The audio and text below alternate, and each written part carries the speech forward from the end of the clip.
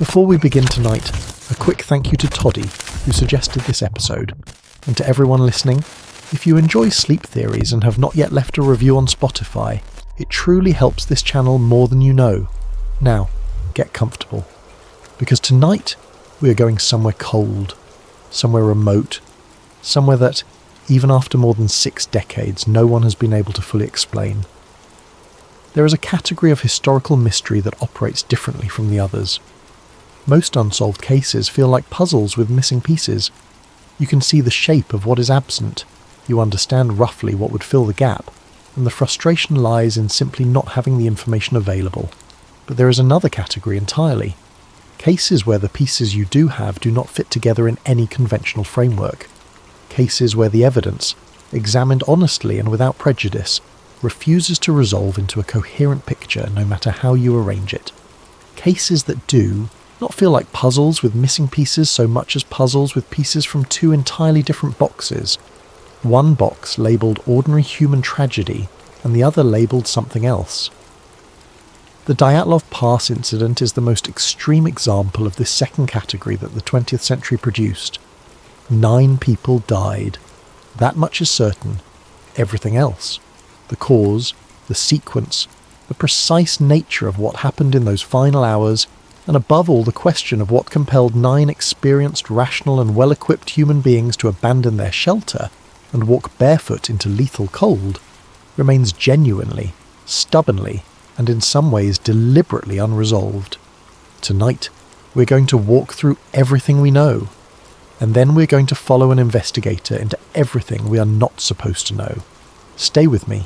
It is 1959. The Cold War is at its height. The Soviet Union is a closed country, its secrets buried beneath layers of bureaucracy, fear, and silence. In the western foothills of the Ural Mountains, 9 young people, experienced, trained, and full of life, set out on a winter expedition that they would never complete. What happened to them in the final hours of their lives has never been satisfactorily explained. Not by science, not by governments, not by the dozens of investigators who have spent years trying to unravel the mystery. The case was closed by Soviet authorities with a phrase so deliberately vague it reads almost like a confession of ignorance, an unknown compelling force. That is the official explanation. 9 dead. Injuries that defy conventional logic, radiation on their clothing, footprints leading away from safety, and sealed files that would not be opened for decades. Tonight, we follow a modern investigator into the heart of that mystery, and what he finds suggests that the Dyatlov group did not simply wander into a blizzard. They wandered into something far more carefully hidden, something that did not want to be found, and something that made absolutely certain no one would tell the story. To understand what happened on that frozen mountain, you have to understand who these 9 people were. Igor Dyatlov was 23 years old. He was a student of radio engineering at the Ural Polytechnic Institute in Sverdlovsk, what is today known as Yekaterinburg, and he was by every account a natural leader. Methodical, calm, disciplined. He had led previous winter expeditions and had a reputation among his peers as someone who knew the mountains and knew how to keep people safe. The group he assembled for this trip reflected his standards. These were not amateurs looking for a weekend adventure in the snow. They were experienced mountaineers trained in cold weather survival, familiar with the unforgiving terrain of the Urals. Among them was Zinaida Kolmogorova, 22 years old, described by friends as one of the most cheerful and determined members of the group. There was Rustem Slobodin, 23, a mechanical engineer known for his quiet competence. Yuri Doroshenko and Yuri Krivonishenko, both in their early 20s, were engineers with solid mountaineering experience. Alexander Zolotarev, the oldest at 37, was a veteran hiker and ski instructor.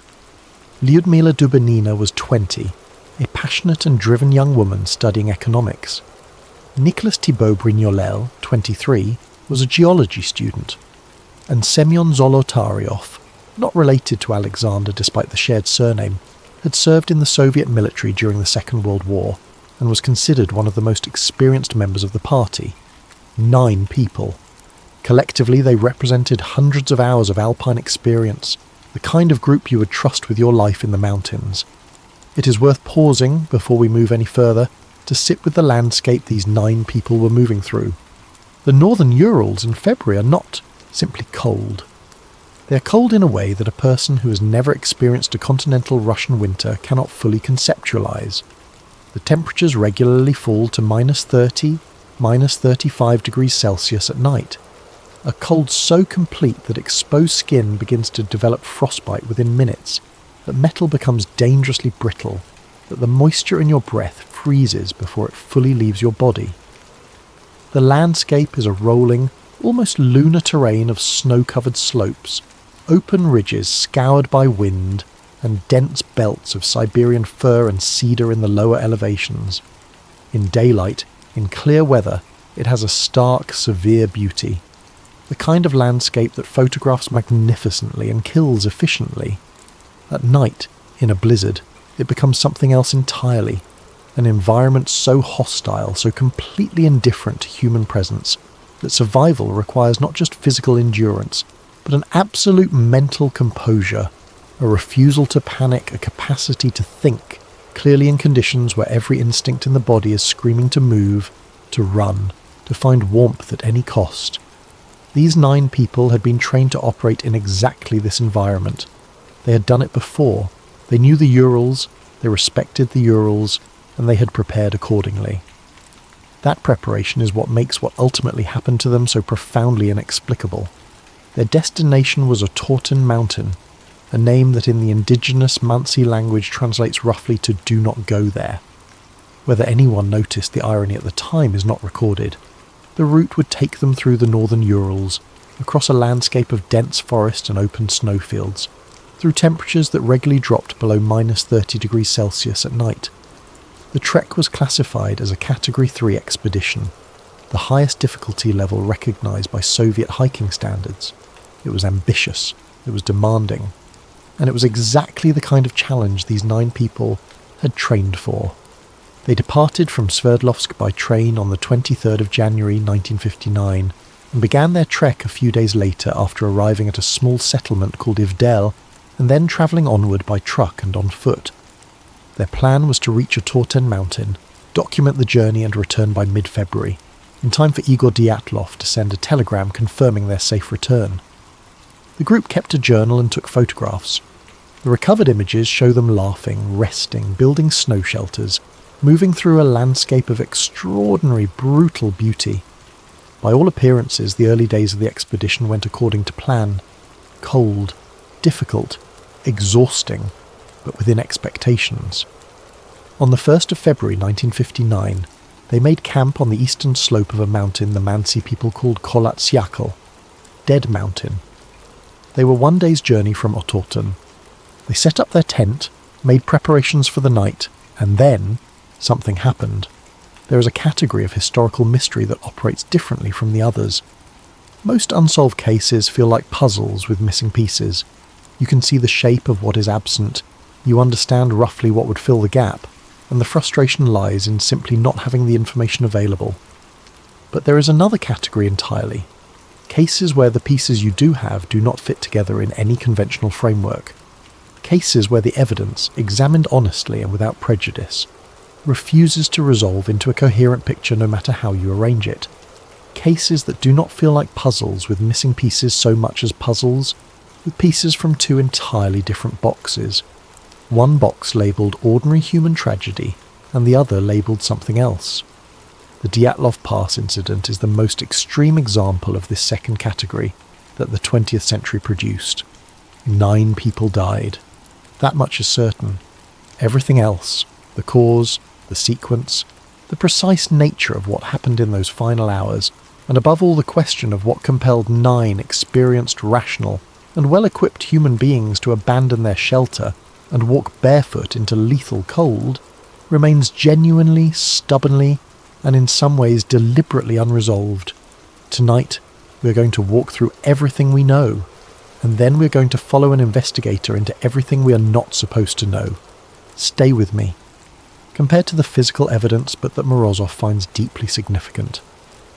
In the days leading up to their last camp, several members of the group noted unusual atmospheric conditions. colours in the sky that did not correspond to the aurora borealis, which was familiar to experienced travellers in this latitude, but something more localised, more directional, more specific to a particular area of the horizon.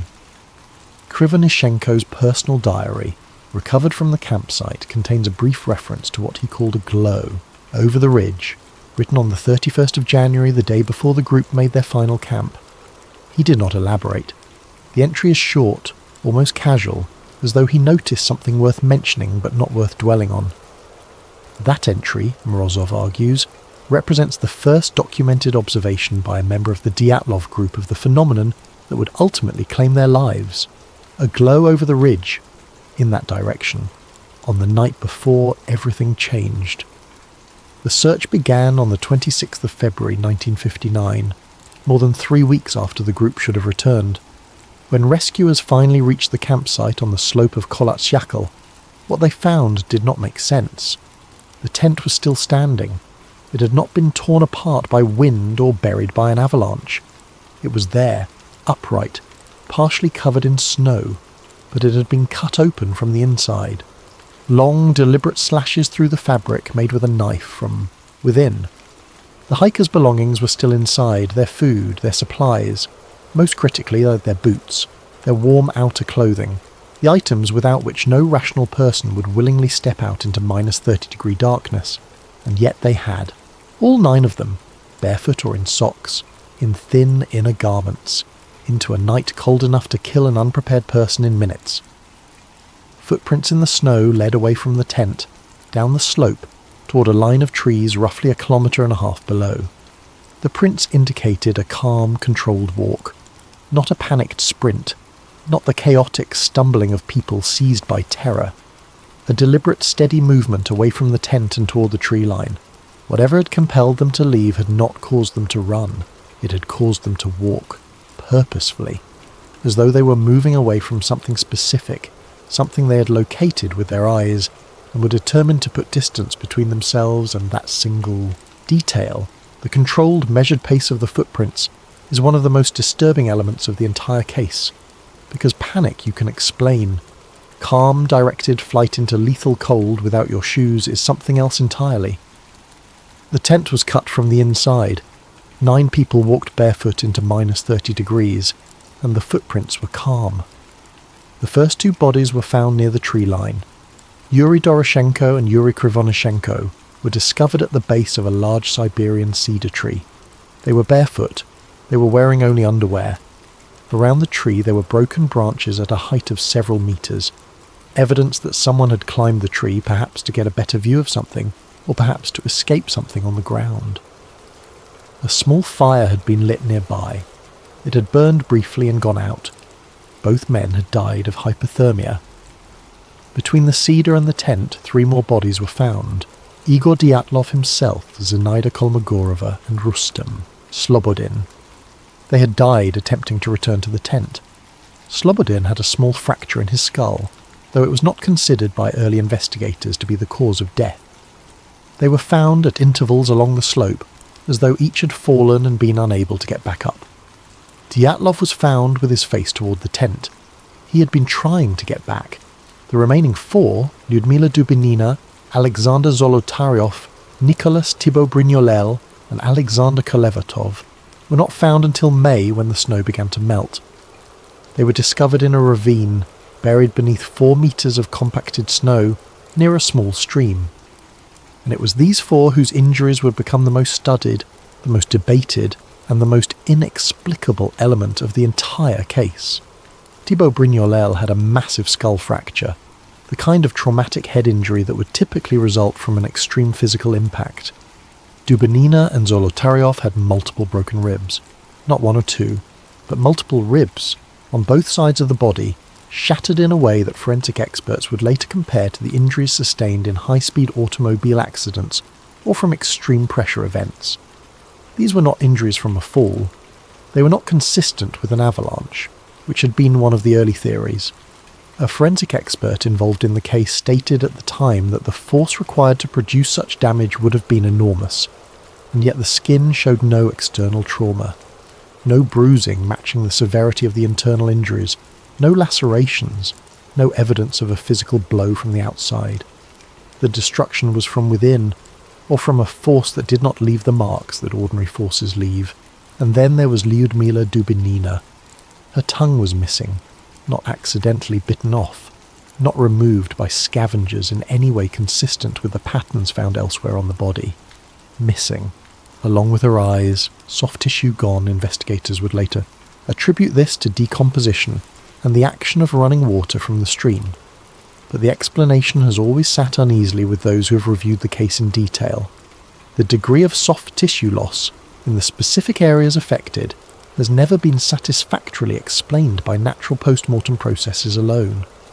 The full forensic picture of the 4 hikers found in the ravine has taken decades to be properly appreciated, in part because the original Soviet autopsy reports were classified, and in part because even when they were eventually made available, the translation and interpretation of Soviet-era forensic documentation required specialised knowledge that Western researchers initially lacked. What became clear, as the reports were analysed by an expanding community of investigators in the 2000s and 2010s, was that the injuries found on Dubinina, Zolotaryov and Thibaut Brignolel specifically represented a level of force that fell entirely outside the parameters of anything the terrain and weather could plausibly produce.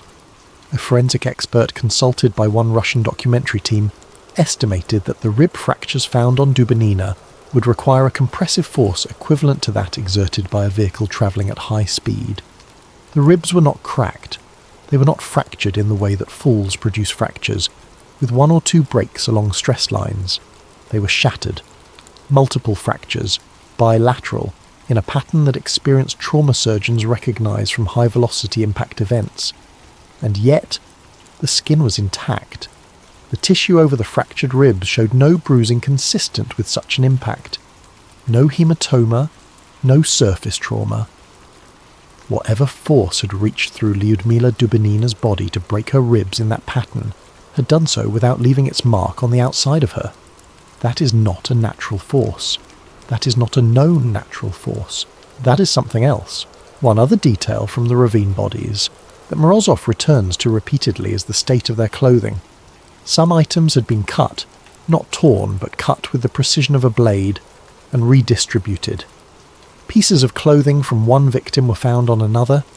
This has been interpreted by some researchers as evidence that the surviving members of the group in their final hours had attempted to share warmth by redistributing available clothing among those most severely injured. It is a humanising interpretation, and it may be partially correct.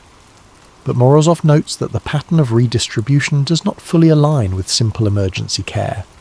Some of the cuts were too precise, some of the distribution patterns too methodical, as though the clothing had been assessed, evaluated and moved, not by 9 people in extremis, but by someone else, someone who arrived after the fact, someone who was looking for something. Several of the hikers' clothing tested positive for elevated levels of radioactive contamination, beta radiation. The Soviet investigation noted this finding and ultimately attributed it to the fact that some of the hikers had previously worked in environments where radioactive materials were present, specifically Krivonishenko, who had worked at a nuclear facility following the Kishtim disaster in 1957. But critics of this explanation point out that the distribution of radiation on the clothing does not align cleanly with simple contamination from prior occupational exposure. The readings were localized in ways that suggested something more recent, something encountered on the mountain. The file on the radiation findings, like so much of the Dyatlov case, was sealed, classified, unavailable to outside researchers for decades. Researchers who eventually gained access to the radiation data noted something particularly striking. The contamination was not distributed evenly across all items of clothing. It was concentrated on specific garments in specific locations, primarily on the lower legs and midsections of several victims. If the contamination had originated from previous occupational exposure, as the Soviet investigation claimed, it would be expected to appear across all items worn closest to the body, distributed in the relatively even pattern of long-term, low-level exposure. Instead, it was patchy, directional, as though something had irradiated the clothing from a specific angle, in a specific moment, leaving a pattern more consistent with acute short-duration exposure to a directional source than with the diffuse contamination of extended workplace contact. The dosimetry, examined by independent nuclear physicists in the 2000s, suggested levels that, while not immediately lethal, were significantly above background for the region and the conditions. Something at that location, on that night, had been emitting radiation, and the Soviet state had known that and had chosen to explain it away, with a story about a 3-year-old industrial accident 200 kilometres distant. The Soviet investigation concluded in May of 1959. The official verdict: the hikers had died as a result of a compelling unknown force, not a bear, not criminal violence, not an avalanche, not exposure in the conventional sense, an unknown compelling force. It is one of the most extraordinary phrases ever written as a legal conclusion. It is not a finding, it is an admission. And the case was closed with it, as though the very vagueness of the explanation was itself the point, as though someone, somewhere, needed the answer to remain unclear. The lead investigator, a man named Lev Ivanov, spent decades after the case unable to speak publicly about it. When he finally did give an interview, in the early 1990s, after the collapse of the Soviet Union, he said something that has haunted researchers ever since. He said that he had been ordered, not asked, ordered, to close the case and classify the most sensitive findings. He said that he believed, based on everything he had seen and collected during the investigation, that some kind of extraordinary phenomenon had been involved. A phenomenon that he could not name, not because he lacked a theory, but because he had been explicitly told that naming it was not something he was permitted to do. He died in 2003 without having ever fully explained what he believed had happened to the 9 hikers of the Dyatlov expedition. His silence, maintained for over 40 years, is itself a kind of testimony. Decades passed. The Soviet Union collapsed. Files were opened, some of them, and a new generation of researchers began sifting through what had been left behind. Among them, in our narrative, is a man we will call Alexei Morozov, a composite of the actual researchers, historians, and investigative journalists who have spent years working the Dyatlov case, cross-referencing the physical evidence with newly available Cold War-era documentation.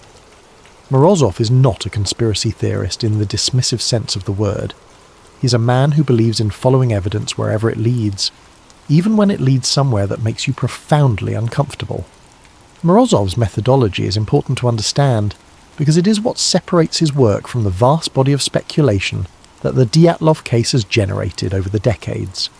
He does not begin with a conclusion and search for supporting evidence. He begins with anomalies, with the specific details in the record that refuse to be explained by any conventional framework, and he follows those anomalies methodically, cross-referencing each one against available primary sources. He is, by training, an archivist. He spent years working with declassified Soviet military and intelligence documents at a research institute in Moscow, and he developed during that work an acute sensitivity to a particular kind of bureaucratic signal, the document that says almost nothing, precisely because it is hiding almost everything. The Soviet administrative system was extraordinarily elaborate in its mechanisms for information concealment. Not everything was simply stamped classified and locked away.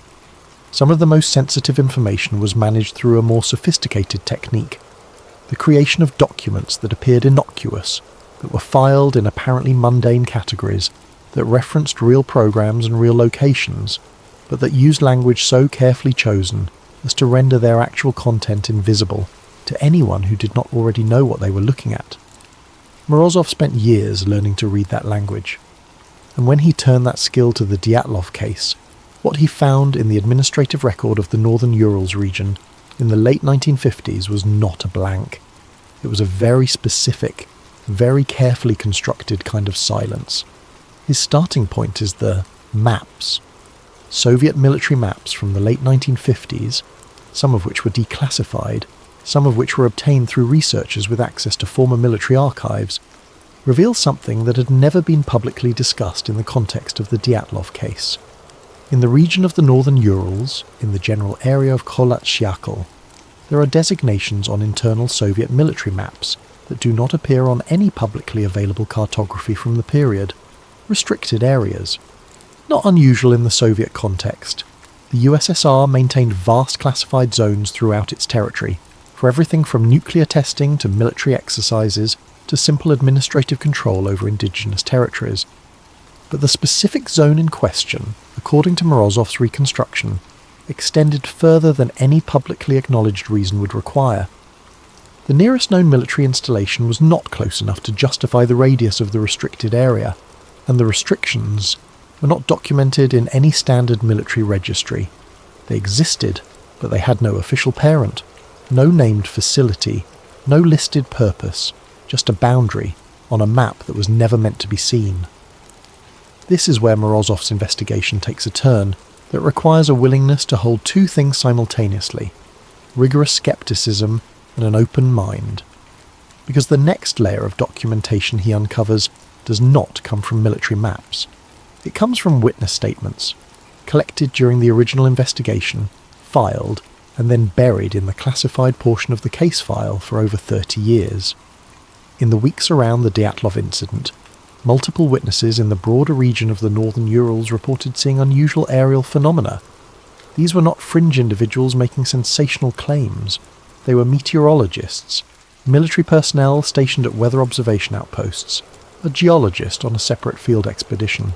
All of them described roughly the same thing: glowing spheres or orbs, orange or pale amber in colour, moving silently across the night sky, moving in patterns that did not correspond to aircraft of the period. No sound, no contrail, directional changes that no jet or rocket of 1959 could execute. The sightings clustered around the nights of late January and early February, the same window in which the Dyatlov group was on the mountain. Some of these witness statements were included in the original investigation file. They were then reclassified and removed from the public version of the record. Why? If the official explanation was an environmental event, wind, avalanche, panic, why would unrelated aerial sightings from civilians and military observers require suppression?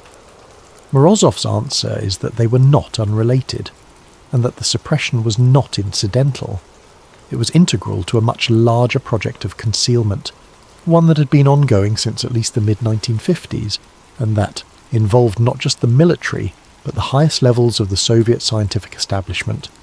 To understand what Morozov believes was happening in that restricted zone, you have to go back to the early years of the Cold War arms race, and to a set of events that have been extensively documented in declassified American intelligence reports, if not in Soviet ones.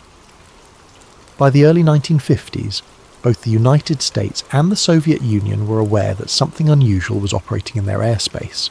Not enemy aircraft, not weather balloons, something else. The United States response was Project Blue Book, an officially sanctioned Air Force investigation that ultimately classified the vast majority of its significant findings. The Soviet response was quieter, less documented, and according to Morozov's research, considerably more consequential. The Soviet program, as Morozov reconstructs it from fragments of declassified documentation, internal memos obtained through post-Soviet archival research, and testimony from former Soviet scientists who spoke to researchers in the 1990s, was not merely an observation program, it was an interaction program. The Soviets, by Morozov's account, had not simply detected anomalous aerial phenomena. They had established a form of contact, limited, controlled, deeply secretive, and conducted at a specific location, a research installation in the remote northern Urals, deliberately chosen for its isolation, its distance from populated centres, and its position beneath a particular corridor of airspace that had shown repeated anomalous activity since the early 1950s. The nature of this contact, as Morozov theorises it, was transactional, not a science fiction scenario of ambassadors and declarations, something far more clinical and dangerous. The program's operators had acquired, through means that Morozov is careful not to speculate beyond available evidence, certain technologies of non-human origin, materials, design concepts, principles of propulsion and energy generation, that were beyond the Soviet Union's own engineering capacity, but that could, if properly reverse-engineered, provide an extraordinary strategic advantage in the arms race. The testing of these technologies, their energetic properties, their atmospheric effects, their physical interaction with biological matter, required isolation, required a location where anomalous readings, unusual atmospheric phenomena, and the presence of non-standard equipment would not attract attention. The northern Urals, designated as restricted on internal military maps, monitored but officially undocumented, provided exactly that environment. The installation, as Morozov envisions it, was not a conventional military base. It had no barracks in the usual sense, no public-facing command structure, no supply chain that appeared in standard military logistics records. It was a black site, a facility that existed in the administrative gaps of the Soviet system, funded through channels that did not connect visibly to any recognized program. The personnel stationed there were not regular military. They were a mixture of scientific specialists, security operatives, and technical analysts, people with specific clearances that placed them outside the normal chain of command. People who did not officially exist at that location. People who, if the installation was ever discovered, could be disavowed completely. Morozov estimates, based on the administrative footprint he's been able to reconstruct, that the installation had been operational for at least 3 years before the Dyatlov incident. 3 years of testing, 3 years of refinement, 3 years of gradually expanding the operational envelope of technologies whose physical parameters were still being understood. In that time, the installation had developed its own internal protocols for exactly the kind of situation it would face in February of 1959, the unintended approach of unauthorized personnel. The protocols, as Morozov reads them from fragmentary references in the administrative record, were not designed to be gentle. The installation's mandate required absolute security, absolute silence. And the security personnel assigned to enforce that mandate had been given, in the deliberately vague language of Soviet-era operational directives, the authority to take whatever measures were necessary to preserve the integrity of the site. Whatever measures were necessary. 4 words, the most dangerous phrase in the vocabulary of any covert program. On the night of the 1st of February 1959, the Dyatlov group made camp on the slope of Kholat Shakhl. They were, by Morozov's calculation, within several kilometres of the outer perimeter of the restricted zone. Not inside it, not yet, but close enough that their presence had been detected. The installation's perimeter, monitoring systems, the specific nature of which Morozov leaves deliberately uncertain, noting only that they were consistent with technologies being tested at the site, had registered the group's approach. Security personnel at the installation were alerted. What happened next in Morozov's reconstruction unfolded in stages. First, the hikers saw something, an object above the mountain, luminous, silent, large enough to be unmistakable against the night sky. Not a star, not a meteorological phenomenon, something structured, something that moved with intention, something that hovered and then shifted with a speed and precision that no aircraft of the era could replicate.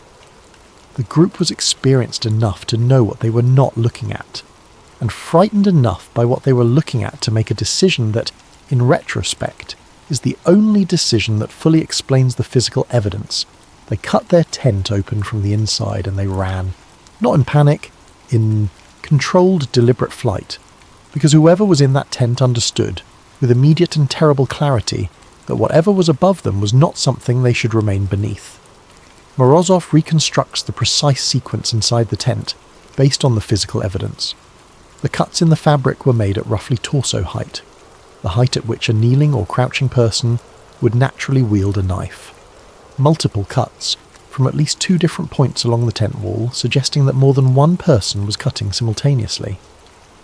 The cuts were made with urgency, but not hysteria. They are straight enough to indicate directed intention, but overlapping in a way that suggests haste. The group was not calmly planning their exit.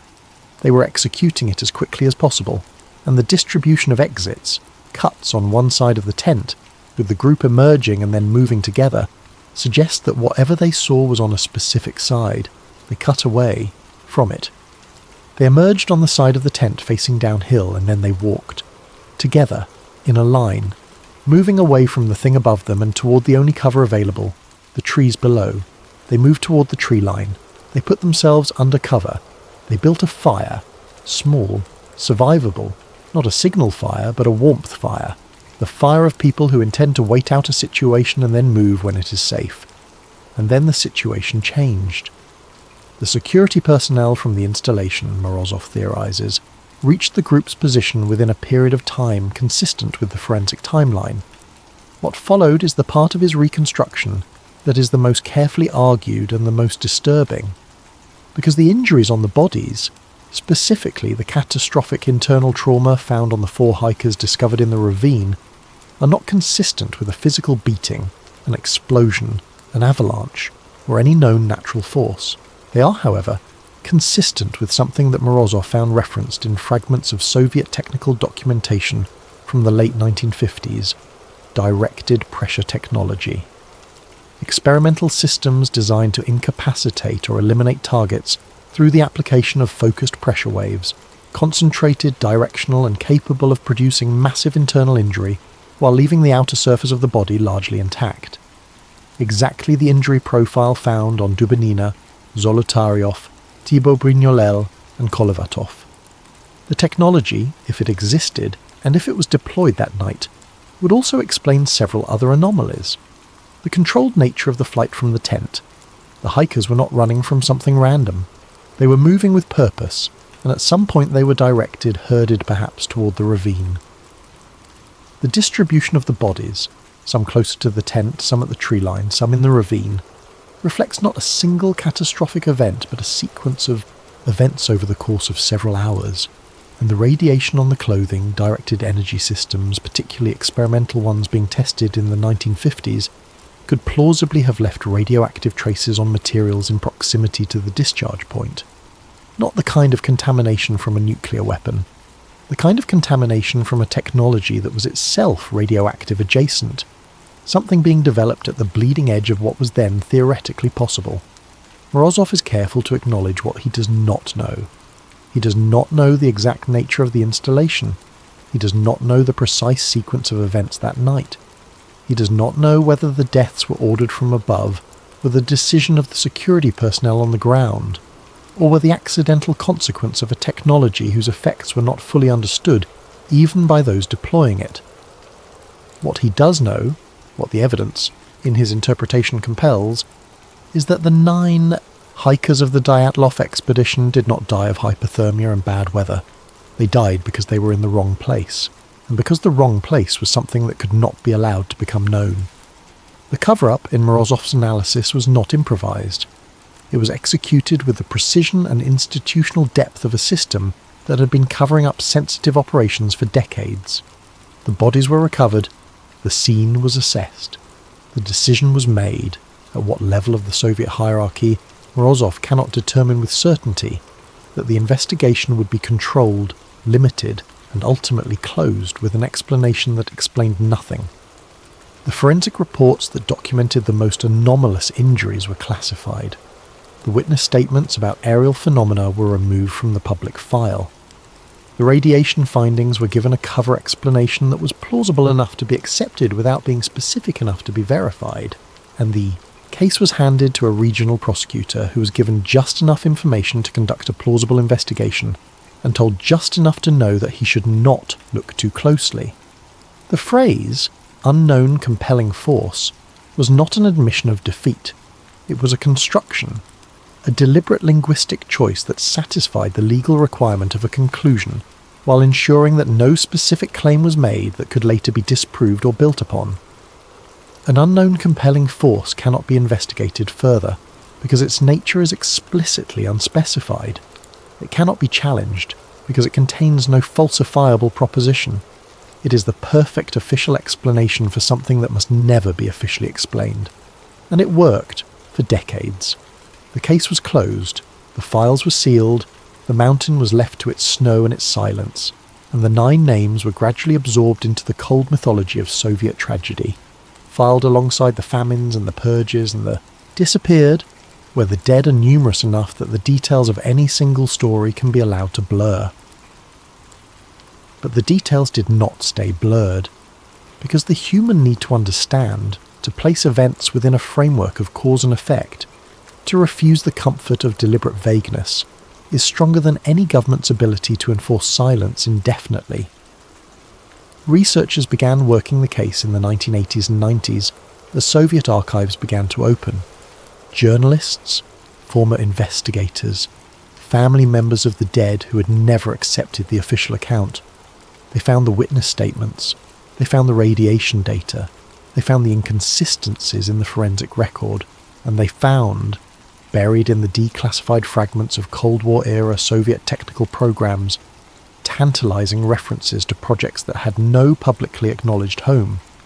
Programs described only in the most oblique terms, their purpose unclear, their location unspecified, their budget invisible in the public record. In 2019, the Russian government reopened the Dyatlov case, officially. The new investigation was widely publicized and ultimately concluded, in 2020, that an avalanche was responsible for the deaths. Investigators used sophisticated snow modelling to argue that a slab avalanche of an unusual type could have produced the internal injuries found on the 4 hikers in the ravine and could have triggered the group's flight from the tent. It was a more scientifically grounded explanation than anything offered in 1959, and it was immediately challenged by avalanche experts, forensic specialists, and the surviving family members of the dead, who pointed out that the slope angle of Kholat-Syakhl is below the threshold at which slab avalanches typically initiate, that no avalanche debris was found at the scene by the original investigators, and that an avalanche does not explain the radiation, the aerial, sightings, or the sealed files. The Russian government's reopened investigation had the appearance of resolution and the substance of the original, a conclusion that answered some questions by declining to address others. Morozov, in the final phase of his investigation, turns to a question that extends beyond the specific facts of the Dyatlov case. He asks, if the Soviet program existed, if there was a research installation in the northern Urals conducting experiments with recovered non-human technology, what happened to it? Did it end with the death of 9 hikers and the sealing of a case file? Or did it continue? And if it continued, where did it go? The answers he finds are not conclusive. They are suggestive. They are the kind of answers that do not resolve a question so much as deepen it. Because the pattern he identifies in Soviet Cold War-era technical programs, the sudden acceleration in certain propulsion research in the early 1960s, the classified energy generation experiments that never produced publicly documented results, but that consumed enormous resources, the atmospheric monitoring stations in the northern Urals that remained active long after any conventional meteorological purpose would have required, all of these point to a program that did not end. A program that evolved, that moved, that may have been transferred, in the years following the Soviet collapse, into different hands, different institutions, different countries, along with so much else that emerged from the wreckage of the USSR's classified history.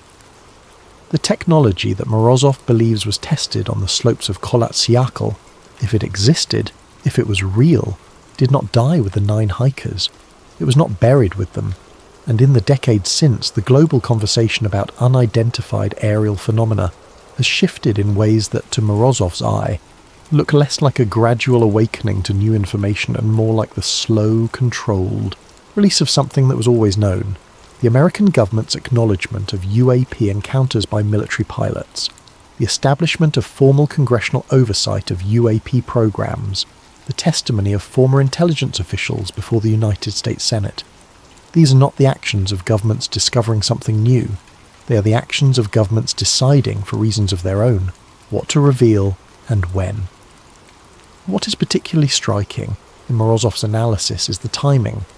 The modern wave of official UAP acknowledgement began in earnest in 2017, with the publication of footage from United States Navy encounters with unidentified aerial objects, footage that the Department of Defense had been aware of for years and had actively sought to suppress before a partial leak forced a more public response.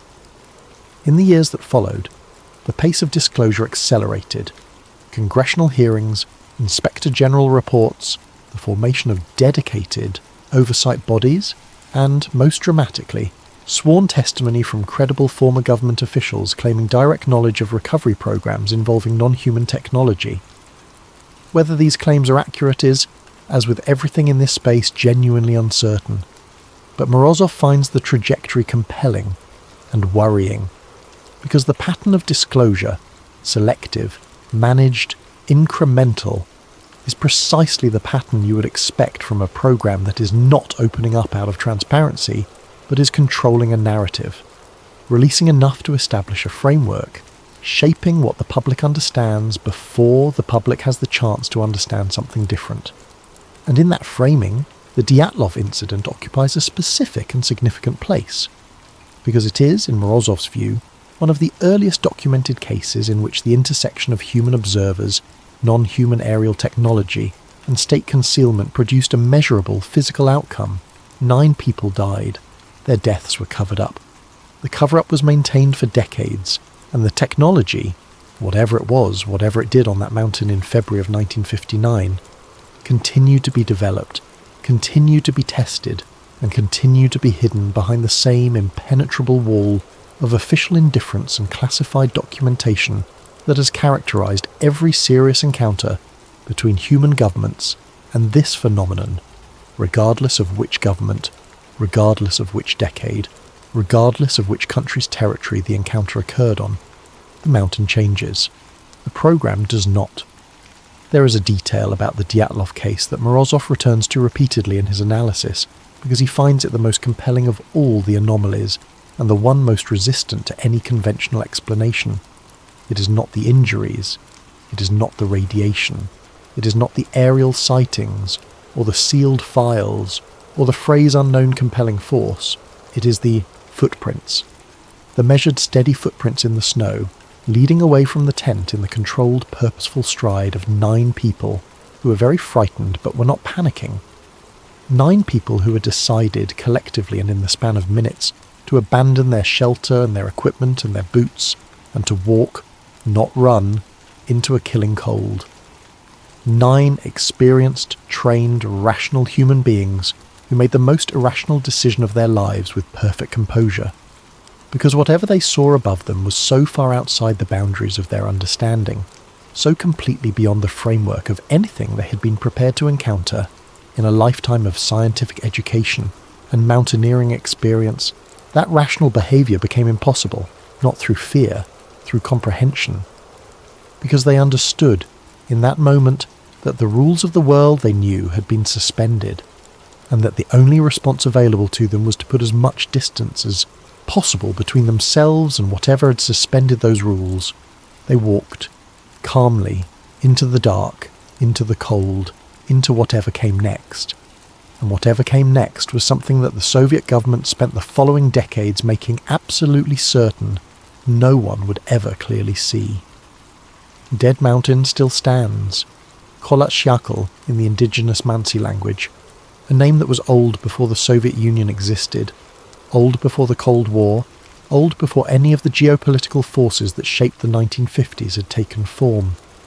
The Mansi people of the northern Urals had their own reasons for avoiding the mountain. Their oral traditions do not elaborate extensively on what those reasons were, but the name they gave it was not a description of the landscape, it was a warning. And warnings, in old cultures, are not given without cause. They are given because something happened, something that was important enough to encode in the name of a place so that every generation that came after would know, do not go there. Igor Dyatlov and his 8 companions did not know the warning, or perhaps they did, and trusted their training to carry them past it. Either way, they went. They crossed whatever line exists on that slope, a line on a Soviet military map, a line in the landscape of something older and stranger than Cold War politics, or perhaps both. Perhaps a line that was always there, and that the Soviets simply found and claimed and put their own fences around. They crossed it on the night of February 1st, 1959, and the mountain, or whatever the mountain contains, did what it has apparently always done to those who crossed that line. It made sure they could not come back and describe what they had seen. The details that remain, the footprints, the tent, the broken ribs, the missing tongue, the orange spheres in the sky, the sealed files, the radiation are not answers.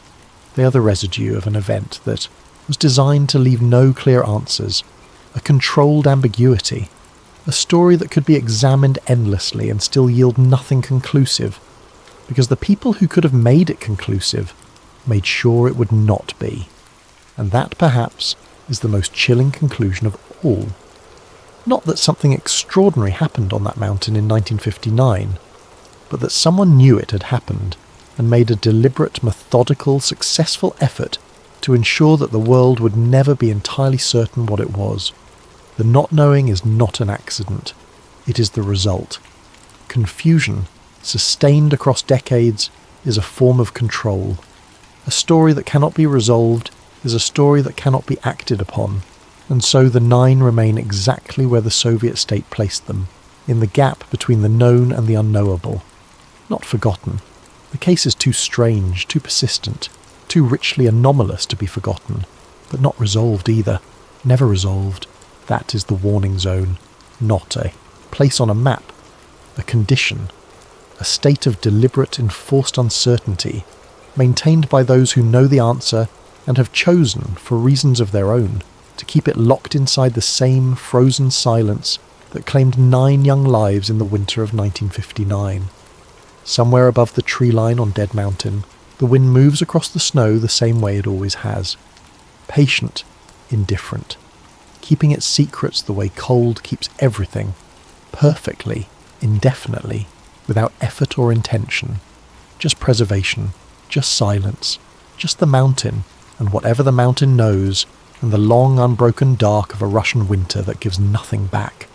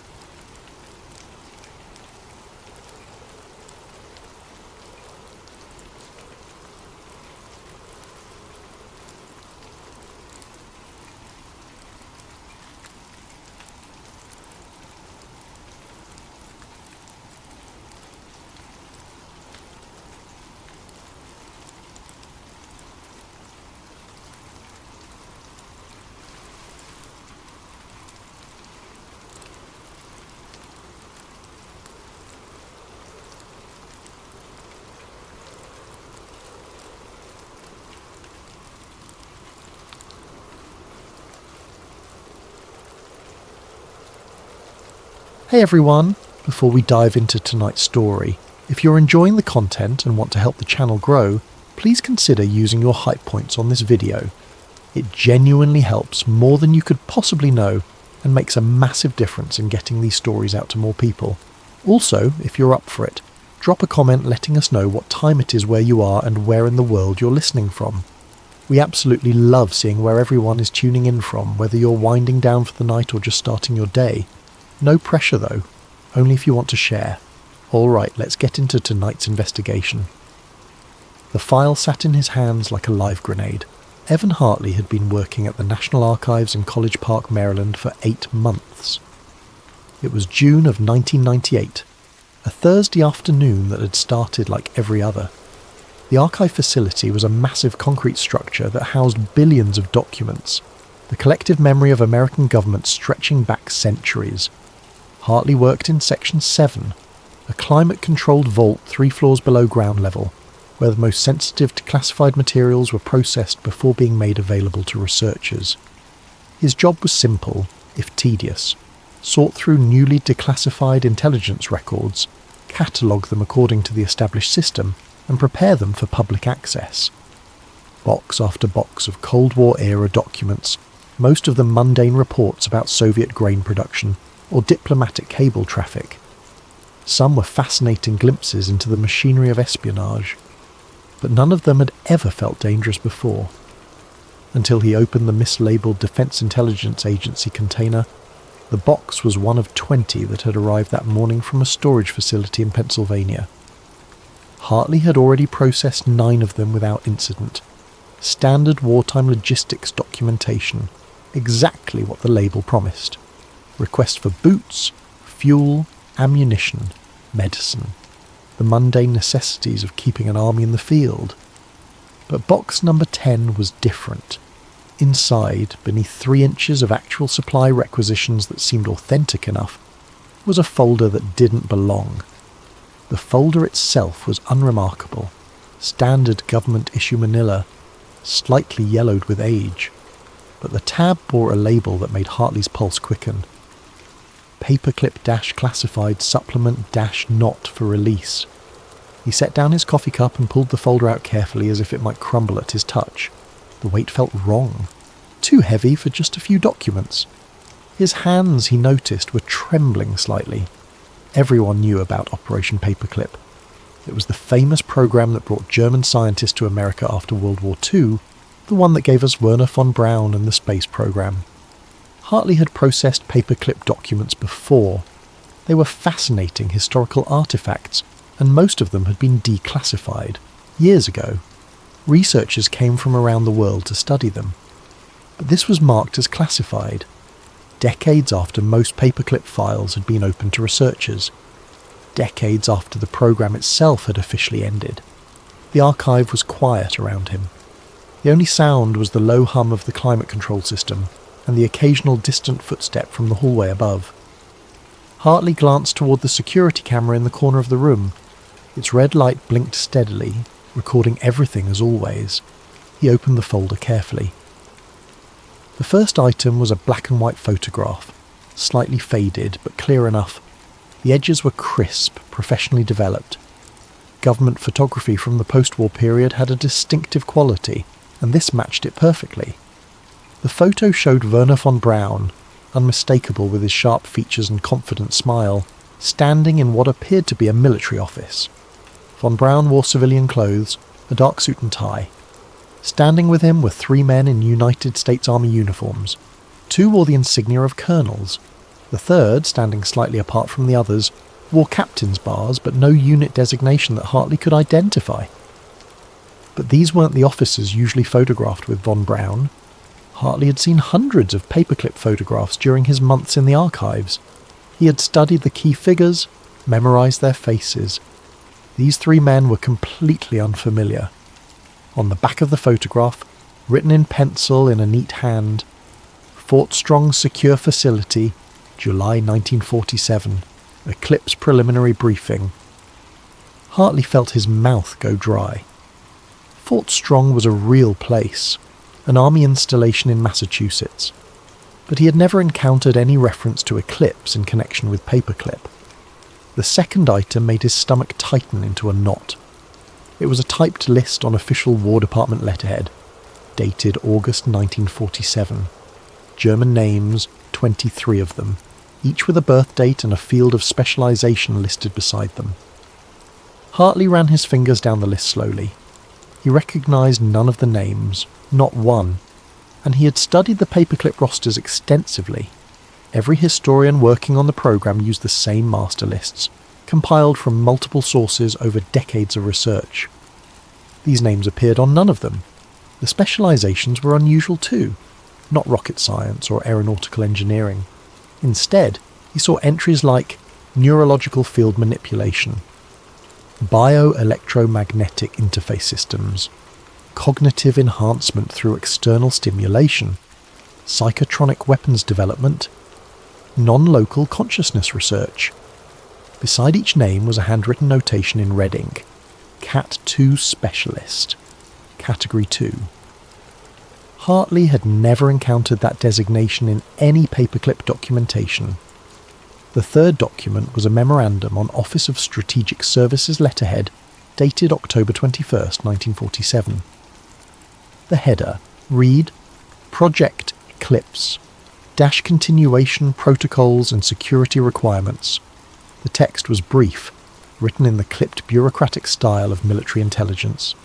Eclipse researchers will continue where the Reich left off. Subjects must remain off-record. Scientific potential outweighs public risk. Transfer to designated facilities to proceed under compartmentalized oversight. Category 2, specialists to remain separated from NASA track personnel at all times. No cross-program communication authorized. Standard paperclip documentation procedures do not apply to Eclipse subjects. All records to be maintained separately from main paperclip archive. Classification level to exceed top secret. Access restricted to need-to-know basis as determined by Oversight Committee. It was signed at the bottom in a strong angular hand. William J. Donovan, Major General, United States Army. Hartley felt his hands begin to shake. He set the memo down and stared at the signature. William Donovan, Wild Bill Donovan, the legendary spy chief, the man who had founded the Office of Strategic Services, America's first centralized intelligence agency, and led it through World War II. One of the most decorated soldiers in American history, a man who had won the Medal of Honor in World War I. But Donovan had retired from government service after the war. President Truman had disbanded the OSS in 1945, and Donovan had returned to his law practice in New York. Everyone knew that story. It was in every history book. So why was he signing classified memoranda about secret research programs in October of 1947? Hartley turned to the final page in the folder. It was a single sheet, heavier stock paper with text that had been stamped rather than typed. The stamps were in red ink, bold and unmistakable. Program status, terminated. Civilian access, prohibited. Research continuation, off-site. Classification level, permanent. Destruction of records, forbidden. Archive protocol, Eclipse vault only.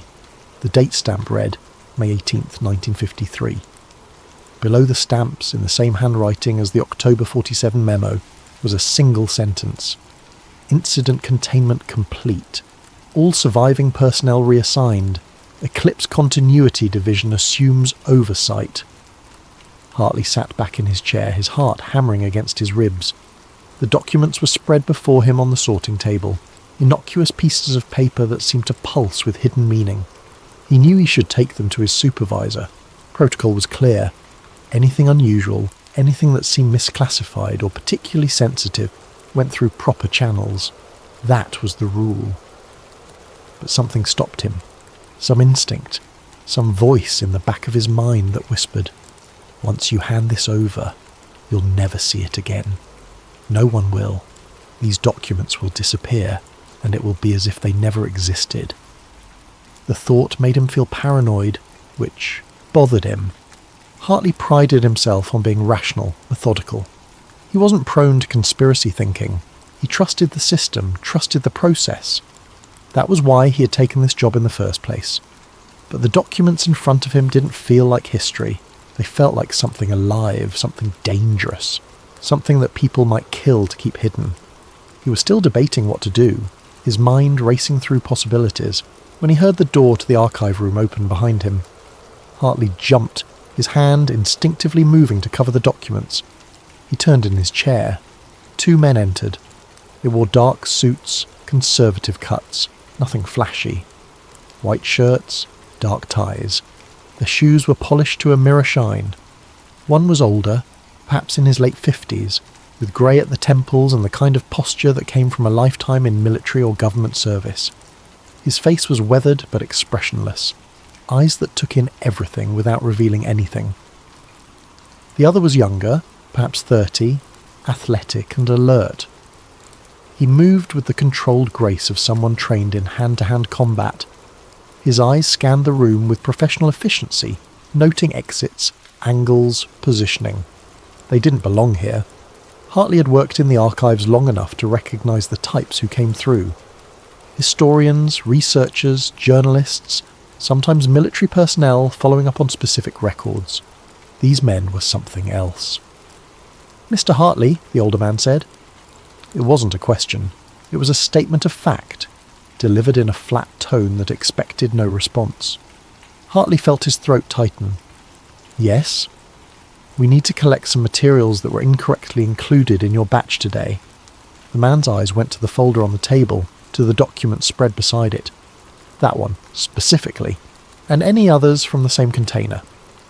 His voice was calm, professional, but there was something underneath it. Not quite a threat, but an absolute certainty. the voice of someone accustomed to being obeyed without question. Hartley felt his throat go dry. His mind raced. "Who are you? I need to see authorization before I can release any materials." "Office of Special Investigations." The older man produced a credentials wallet from his inner jacket pocket, flipped it open with practiced ease. The badge looked legitimate, the photo matched his face. The younger man did the same, but Hartley barely looked at them. His eyes were fixed on the younger man, who had moved with subtle efficiency to flank the sorting table, positioning himself between Hartley and the door. The movement had been casual, almost invisible, but its purpose was clear. "This folder was in a declassified container," Hartley said, hearing the tremor in his own voice and hating it. "It was marked for public release. According to the transfer documentation, everything in that box has been through proper review channels. It's part of the public record now." "No," the older man said simply. His tone didn't change. "It's not." He stepped forward and reached for the folder. Hartley's hand moved instinctively to stop him, but something in the man's eyes made him freeze. It was like looking into the eyes of a predator, calm, patient, but absolutely ready to act. The older man gathered the documents with practiced efficiency, sliding them back into the folder in the same order Hartley had found them. The photograph, the list, the memo, the final page. His movements were careful, respectful of the materials, but completely confident. This was not the first time he had retrieved classified documents. "You never saw this file," the man said, looking directly into Hartley's eyes. The folder disappeared into his briefcase with a soft click of the latch. "Do you understand me? You never saw it. It was never in that box. This conversation never happened." Hartley wanted to protest, wanted to assert his rights as an archivist, as a federal employee, as a citizen. He wanted to demand proper documentation, to insist on following protocols. He wanted to ask 100 questions about what those documents meant, why they were classified, what Project Eclipse had been. But the look in the man's eyes stopped him cold. This was not a request. This was not a negotiation. This was a statement of fact, delivered with the weight of authority that came from somewhere far above the pay grade of a junior archivist. "I understand," Hartley heard himself say. His voice sounded distant to his own ears, as if someone else was speaking. The older man nodded once, a brief acknowledgement. Then he turned to his companion. "Check the box. Make sure there's nothing else." The younger man moved to the container Hartley had been processing. He lifted out the remaining supply requisitions with quick, expert hands, checking each page before setting it aside. His movements were methodical, thorough. He found nothing else unusual. "Clear," he said. The older man looked back at Hartley one final time. "You seem like a smart man, Mr. Hartley. Smart enough to understand that some things are classified for good reasons. Some things need to stay buried. Not because anyone did anything wrong, but because the alternative would be worse. Do you understand what I'm saying?" Hartley nodded. He wasn't sure he did understand, but nodding seemed like the safest response. "Good." The man's expression softened almost imperceptibly. Not quite a smile, but something less threatening. "Go back to your work. Finish processing the rest of these boxes. Nothing unusual happened today. You found exactly what you expected to find. Supply requisitions from the European theatre. Nothing more." The two men left without another word. The door closed behind them with a soft click that somehow sounded final, like a vault sealing shut. Hartley sat alone in the archive room for a long time after they were gone. The table in front of him was empty now, just. The ordinary supply requisitions spread across its surface. The folder was gone. The photograph, the list, the memo, the termination order, all of it gone as if it had never existed. His hands were still shaking. He noticed that his coffee had gone cold, a film forming across the surface. The security camera in the corner continued its steady blinking, recording an empty room where nothing unusual had happened. Nothing at all. Hartley looked at his watch. 3:17 in the afternoon. He still had 2 hours left in his shift, 9 more boxes to process. He pulled the next container toward him and opened it mechanically. More supply requisitions, boots and fuel and ammunition.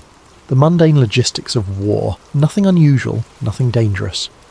He never told anyone what he had seen that day, not his supervisor, who asked at the end of the shift if everything had gone smoothly, not his colleagues during lunch breaks, not his wife when he got home that evening and she asked about his day. He finished his shift, checked out at the security desk, drove home through the late afternoon traffic of suburban Maryland, and tried to forget.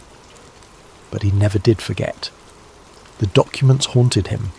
The names on that list. The strange specializations. Project Eclipse. The signature of a dead man on documents that should not exist. And 20 years later, when he was finally old enough, and angry enough, and brave enough to break his silence, he would tell his story to a researcher investigating Operation Paperclip, and he would add one final detail that he had noticed in that brief, terrible moment before the documents disappeared.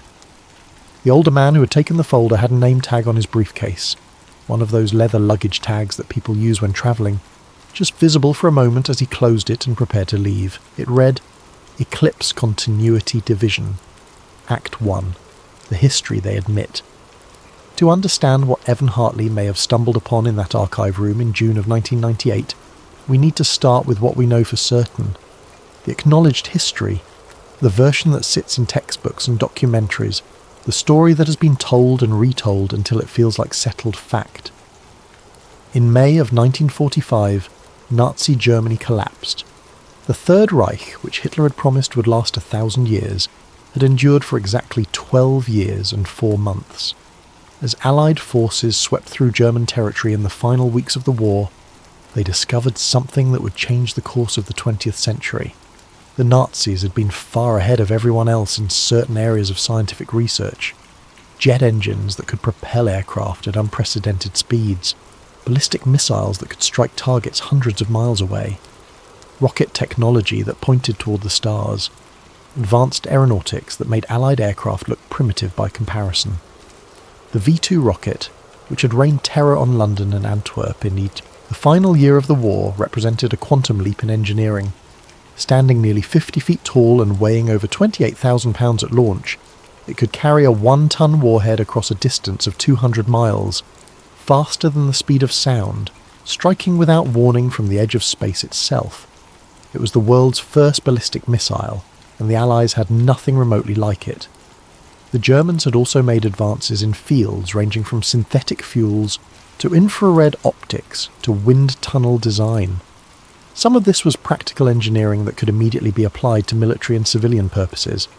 Some of it was theoretical work that would take years to fully understand and implement. And the scientists who had built all of this were now up for grabs. The United States Army began a frantic operation to locate and secure German scientists before the Soviets could get to them. Special intelligence teams, organised under a program initially called Operation Overcast, fanned out across occupied Germany. They followed leads from captured documents, interviewed prisoners of war, tracked down research facilities that had been hastily abandoned in the final chaos of the Nazi collapse. They found treasures beyond imagination, hidden laboratories carved into mountains, underground factories where slave labourers had assembled rockets while bombs fell overhead, filing cabinets stuffed with technical drawings and experimental data, and scientists, hundreds of them, eager to trade their expertise for safety in America or Britain, or anywhere that wasn't controlled by the advancing Soviet forces. The Soviets were conducting their own parallel operation, of course. The race was on. Whoever could secure the most German scientific talent would have an enormous advantage in the emerging Cold War. Both sides understood this with crystal clarity. In July of 1945, President Harry Truman signed off on what would eventually become Operation Paperclip. The name, chosen later, came from the paperclips that were used to attach new documentation to the scientists' files. Documentation that would help them enter the United States despite their Nazi backgrounds. Documentation that would, in many cases, obscure or outright lie about what they had done during the war. The official program would eventually bring approximately 1,600 German scientists, engineers, and technicians to America over the next decade. Some came immediately in the chaotic aftermath of surrender. Others were recruited more carefully, their backgrounds vetted, their value assessed. By the mid-1950s, they were scattered across the United States, working at military facilities, research laboratories, and the newly formed space agency. The most famous among them, the face of the program in the public imagination, was Wernher von Braun. Von Braun had been the technical director of the German rocket program at Peenemünde on the Baltic coast. He had led the team that designed the V2, shepherding it from theoretical concept to operational weapon in just a few years despite constant resource shortages and Allied bombing. He was brilliant, charismatic, and ruthlessly pragmatic. When it became clear that Germany would lose the war, he made careful preparations to ensure that he and his key team members would surrender to the Americans, not the Soviets. He got his wish. In May of 1945, von Braun and more than 400 of his colleagues surrendered to American forces in Bavaria. They brought with them truckloads of documents and 14 tons of V2 components that they had hidden in a mine shaft. And in return, America got the foundation of its space program. The story of what happened next has been told many times. Von Braun and his team were brought to Fort Bliss, Texas, and later to Huntsville, Alabama.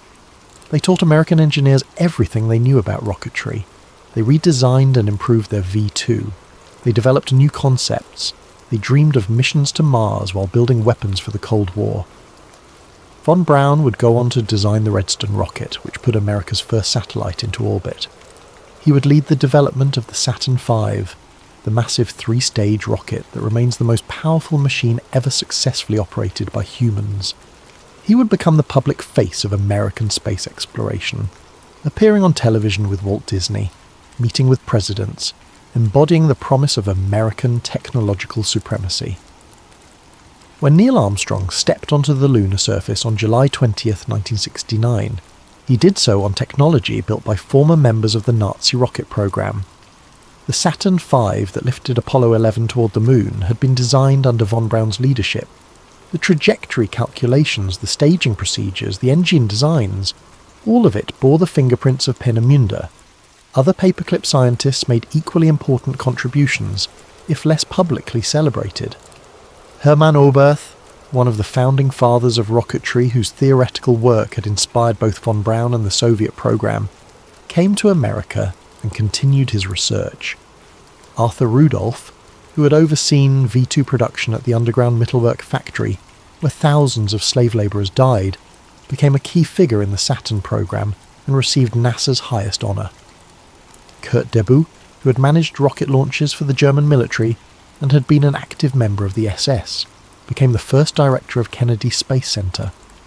Hubertus Strughold, whose work in aviation medicine had pushed the boundaries of human endurance in high-altitude flight, helped develop the protocols that would keep astronauts alive in the hostile environment of space. These men, and hundreds of others like them, formed the backbone of American aerospace achievement in the 50s and 60s. They trained a generation of American engineers. They solved problems that had seemed insurmountable. They turned science fiction into science fact. This is the story everyone knows. The story of redemption through science. The story of brilliant minds rescued from a fallen regime and given a second chance to serve humanity, to achieve the dreams that politics and war had interrupted. It's a compelling narrative. It's even mostly true, but it's not the whole truth. Because President Truman's order authorizing Operation Paperclip had included one explicit restriction, written in clear language that seemed to leave no room for interpretation. No one who had been involved in war crimes would be allowed entry to the United States. Active participants in Nazi atrocities, those who had ordered or overseen or participated in the horrors of the concentration camps, or the slave labour programs, or the medical experiments, these people would not be given safe harbour on American soil. On paper, this restriction was absolute and non-negotiable. In practice, it was routinely and systematically ignored. Dozens of the scientists brought to America under Paperclip had records connecting them directly to war crimes. Some had been members of the SS, Hitler's elite paramilitary organisation, responsible for some of the worst atrocities of the Nazi regime. Others had held rank in the Nazi Party itself. Still others had overseen slave labour operations where prisoners from concentration camps were worked to death building rockets and jet engines. Arthur Rudolph's Mittelwerk factory was a hell on earth. a subterranean nightmare where emaciated prisoners assembled V-2 rockets while guards beat them for working too slowly. More prisoners died building the V-2 than died from the weapons' use against Allied cities. Rudolph oversaw it all, making production decisions that he knew would cost lives, meeting quotas that could only be achieved through slave labour. Hubertus Strughold conducted aviation medicine experiments that pushed human subjects to the limits of endurance and beyond. Some of his research had used data from Nazi experiments on concentration camp prisoners, experiments where subjects were frozen to death or killed in pressure chambers. Kurt de Boos had been an active and enthusiastic member of the Nazi Party and the SS.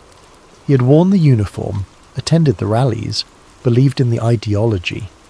United States intelligence agencies, faced with the reality that the scientists most valuable to America's national security interests often had the most compromised backgrounds, simply rewrote their files. Incriminating documentation was removed or destroyed. Memberships in Nazi organizations were erased from the record. War crimes were attributed to others or dismissed as exaggerations. Clean histories were fabricated, complete with forged documents and coached testimony. The men came to America with pristine records, their past buried in classified archives, their crimes erased from official history. This is acknowledged fact now, not conspiracy theory. Declassified documents have confirmed it in exhaustive detail. Congressional investigations have exposed it. Journalists have written books about it. It remains controversial, a source of ongoing moral debate, but it's no longer secret. The question is asked again and again, should America have done this? Should we have given safe harbour to men who served Hitler, who used slave labour, who participated in the machinery of genocide? Should we have built our space program, our missile defence, our technological supremacy, on the backs of people who committed atrocities? These are important questions. They deserve serious consideration. The ethical compromise at the heart of Operation Paperclip is real and troubling. But perhaps the controversy focuses our attention in the wrong direction. Perhaps the debate about whether we should have brought Nazi scientists to America distracts us from a deeper, darker question. What if some of the paperclip scientists weren't brought to America for the space program at all? What if there was a second track, running parallel to the public program? A shadow operation that never appeared in any official roster? Scientists whose work was too sensitive, too disturbing, too potentially explosive to ever be acknowledged? What if the 1,600 names we know about were just the surface, the acceptable face of a program that went much deeper? What if Evan Hartley really did find evidence of this in 1998, buried in a mislabeled box where it was never supposed to be found? And what if the reason those two men arrived so quickly, knew exactly what they were looking for, and removed it with such practiced efficiency was because this has happened before? Because there are people whose full-time job is to find these accidental exposures and make them disappear. Act 2. The specialists who don't exist. The first hint that Operation Paperclip might have been larger and stranger than the official history admits appears in declassified State Department cables from the late 1940s and early 50s. These documents, released piecemeal over decades in response to Freedom of Information Act requests, contain occasional references to something that shouldn't exist according to every published history of the program. They mention Category 2 paperclip specialists. The references are brief, usually just a line or two embedded in longer documents about other matters. A budget allocation for Category 2 specialists requiring special security clearances, a transfer order for Category 2 personnel moving between facilities, a request for additional housing at a military installation to accommodate incoming Cat 2 researchers. But nowhere in any public paperclip documentation, in any of the comprehensive rosters compiled by historians over decades of research, does the term Category 2 appear with any definition or explanation. The official paperclip rosters are remarkably complete. They contain approximately 1,600 names, each with an associated biography compiled from multiple sources: Nazi-era records, American military intelligence files, personnel documents from the various facilities where the scientists worked, immigration records, and in many cases interviews with the scientists themselves or their surviving family members.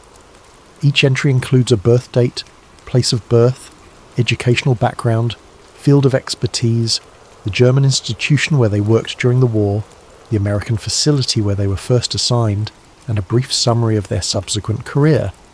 The rosters are cross-referenced, footnoted, and have been scrutinized by multiple researchers. They represent decades of painstaking historical work. None of these rosters mention a Category 2 designation. The scientists are all treated as part of a single program, with variations in security clearance and assignment, but no fundamental subdivision into separate categories. So who are these people mentioned in the State Department cables? A handful of researchers working on the margins of mainstream historical inquiry have attempted to track down the answer. What they've found is fragmentary, contradictory, and deeply strange. The pieces don't quite fit together, and there are enormous gaps where records should be but aren't. The Category 2 specialists, according to these scattered references, worked in fields that didn't fit the public narrative of Operation Paperclip. They weren't rocket scientists developing the next generation of missiles. They weren't aeronautical engineers designing swept-wing jet aircraft. They weren't chemists working on synthetic fuels, or physicists working on nuclear weapons. Their specializations, where they can be identified at all, included fields that sound more like science fiction than legitimate research: human sensory manipulation and control, electromagnetic behavioral research and modification, high-altitude survival experiments involving extreme conditions, neurological interference technology, cognitive enhancement through external stimulation protocols, psychotronic weapons development and field testing, non-local consciousness research and application. These are not the kind of specializations that help you build a rocket to the moon. These are the kind of specializations that suggest research into controlling human beings, influencing thoughts, manipulating perceptions, overriding will and choice. And according to the fragmentary records that mention them, these Category 2 specialists were not sent to NASA facilities or aerospace research centres. They went to military installations with higher security classifications, Department of Defense research laboratories that didn't appear on organisational charts, sites that had cover stories explaining their official purpose, while the real work happened in locked wings that required additional clearances. One location appears with unusual frequency in the scattered references that mention Category 2 specialists, a place called Camp King. Camp King was a real facility, and its history is not entirely secret. It sat in the Ural Mountains near Frankfurt, Germany, occupying the grounds of a former Prussian military academy. During the American occupation of Germany after World War II, it served as a United States military intelligence site. The official cover was that Camp King handled routine intelligence processing, document analysis, debriefing of prisoners, coordination with other Allied intelligence services. Administrative work, basically, the kind of thing that any occupation force needs. But Camp King's real purpose was considerably darker. Under programs with anodyne code names like Bluebird and Artichoke, which would eventually merge into the infamous MK-Ultra, the CIA conducted interrogation experiments at Camp King. They tested drugs on prisoners. They developed psychological techniques meant to break resistance. They explored methods of extracting information through means that went far beyond conventional questioning. The experiments conducted at Camp King in the late 1940s and early 50s would later be described in congressional testimony as torture. Prisoners were kept in isolation for weeks. They were subjected to sensory deprivation. They were dosed with experimental compounds that we now know caused permanent psychological damage. Some died, most were damaged, none consented. This is not conspiracy theory. This is documented historical fact, confirmed by declassified CIA documents and congressional investigations. But there's one detail about Camp King that has never been fully explained. A declassified memorandum from February 1950, written by a CIA officer stationed at Camp King, mentions that paperclip researchers were assisting with interrogation enhancement work at the facility. The memo discusses scheduling difficulties, security protocols for the research staff, and requests for additional laboratory equipment. But the names of those paperclip researchers remain redacted in every released version of the document. Black bars cover their identities, their backgrounds, their specializations, their German affiliations, all of it hidden behind classification that has never been lifted. Who were they? What were they doing? What expertise could they possibly bring to interrogation research that the CIA couldn't develop on its own? The official answer, repeated in every response to Freedom of Information Act requests that have tried to uncover these names, is that the information remains classified for national security reasons. The identity of intelligence personnel, even personnel from programs that ended decades ago, cannot be revealed. But that explanation doesn't quite make sense. Thousands of CIA personnel from that era have been identified in declassified documents. Names of case officers, station chiefs, technical specialists, all released without apparent concern for national security. The names of paperclip scientists working on rockets and jet engines were never classified in the first place. So why do these particular names remain hidden? One theory, advanced by researchers who have spent years trying to piece together the fragments, is that these weren't ordinary paperclip scientists at all. They were the Category 2 specialists, people whose backgrounds were too sensitive to ever be revealed, because revealing them would expose the true nature of the program. Because if the official paperclip scientist had been involved in conventional war crimes, slave labour and weapons development, what had the Category 2 specialist been involved in? There's a pattern in the fragmentary evidence, a suggestion of purpose that emerges when you lay all the pieces side by side. These specialists weren't just helping with conventional interrogation techniques. They were bringing something new to the table, something that the Nazi regime had been developing in its final years as the war turned against them and desperate men pursued desperate measures. The Nazis had conducted extensive research into what we would now call psychological warfare and behavioural manipulation. Some of this was crude propaganda, the kind of thing any government does. But some of it went deeper, into experimental territory that combined genuine scientific research with pseudoscience and occultism. Experiments in hypnosis and suggestion. Research into the effects of electromagnetic fields on human nervous systems. Attempts to use drugs and sensory manipulation to create programmable soldiers. Wild theories about psychic influence and thought control. Most of it was garbage, a product of ideological thinking divorced from scientific method. But some of it, according to reports that filtered back to Allied intelligence during and after the war, had produced results. Unexpected results. Results that suggested it might be possible to influence human behaviour through means other than conventional persuasion or physical force. And if Operation Paperclip was fundamentally about capturing German scientific expertise before the Soviets could get it, then these specialists would have been among the highest priority targets, not for their ability to build weapons that could destroy cities, but for their ability to build tools that could control minds. The documents that Evan Hartley saw in 1998, if they were authentic, suggested exactly this. A parallel program hidden within the larger paperclip operation, bringing scientists whose work could never be acknowledged to facilities where they could continue research that could never be revealed. Research into the human mind, into consciousness and perception, into the possibility of overriding free will itself, and if that research succeeded, even partially, then the implications are staggering. Because it would mean that somewhere in the classified history of American intelligence, hidden in archives that civilians like Hartley would never normally access, there's evidence that we learned how to manipulate human thought and behaviour in ways that go beyond anything the public has been told. It would mean that the real breakthrough from Operation Paperclip wasn't the Saturn V rocket. It was something far more dangerous. Act 3. Project Eclipse. The memorandum that Evan Hartley saw in that archive room in June of 1998, the one that two men from the Office of Special Investigations arrived to confiscate within hours of his discovery, contained a designation that appears nowhere in any declassified government records: Project Eclipse. No program by that name shows up in budget documents from the late 40s and early 50s. No personnel rosters, no facility assignments, no after-action reports or progress updates. No congressional testimony mentions it.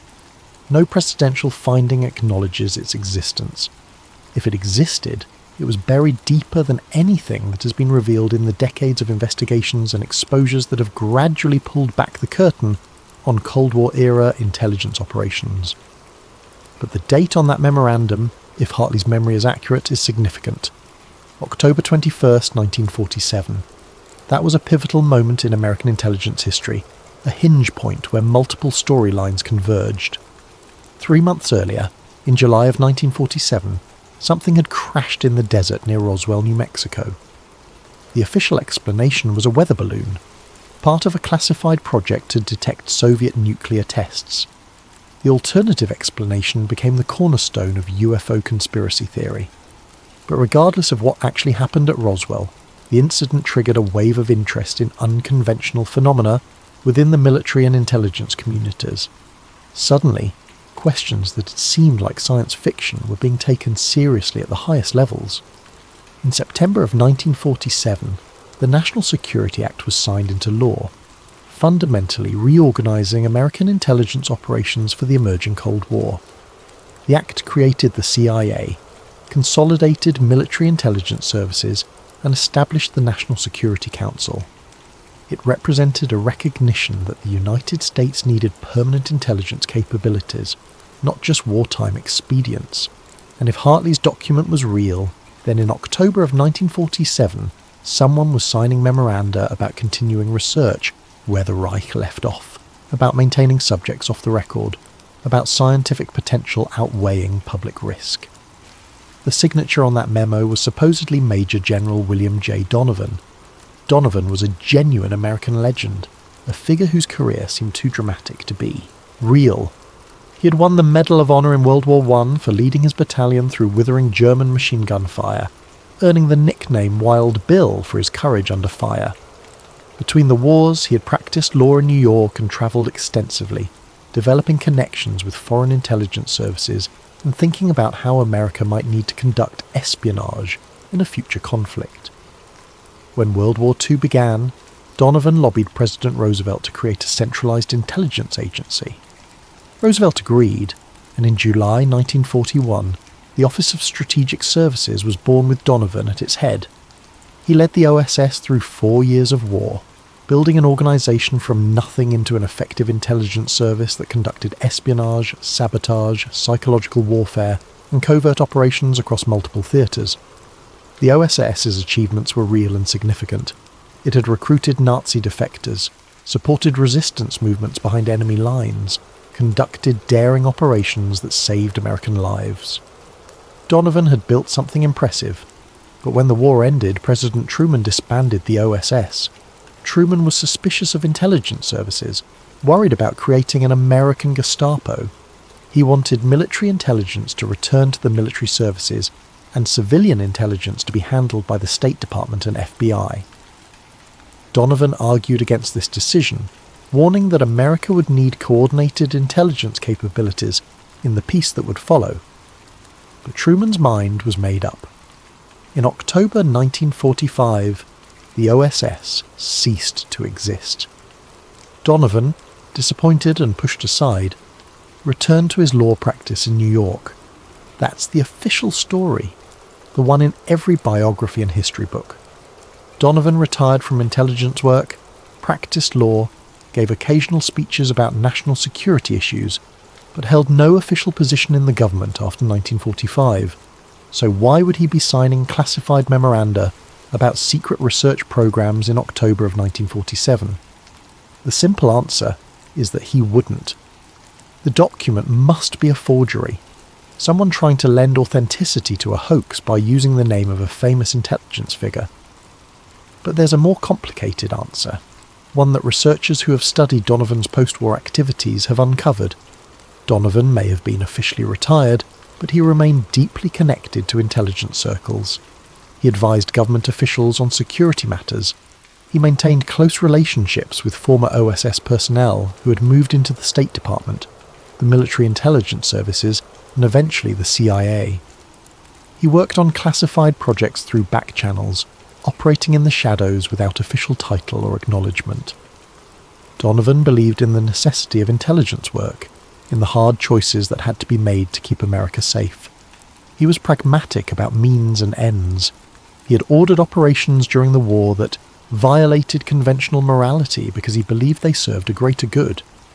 He had recruited people with compromised backgrounds, made deals with criminals and collaborators, overlooked ethical lines because winning the war mattered more than maintaining purity.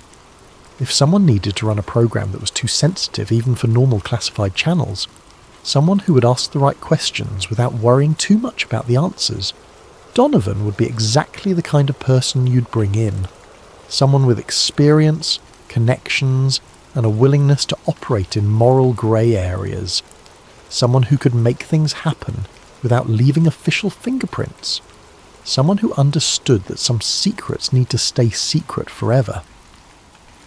The memorandum that Hartley saw mentioned designated facilities where the Eclipse researchers would continue their work, separated from the main paperclip operation and hidden under deeper classification.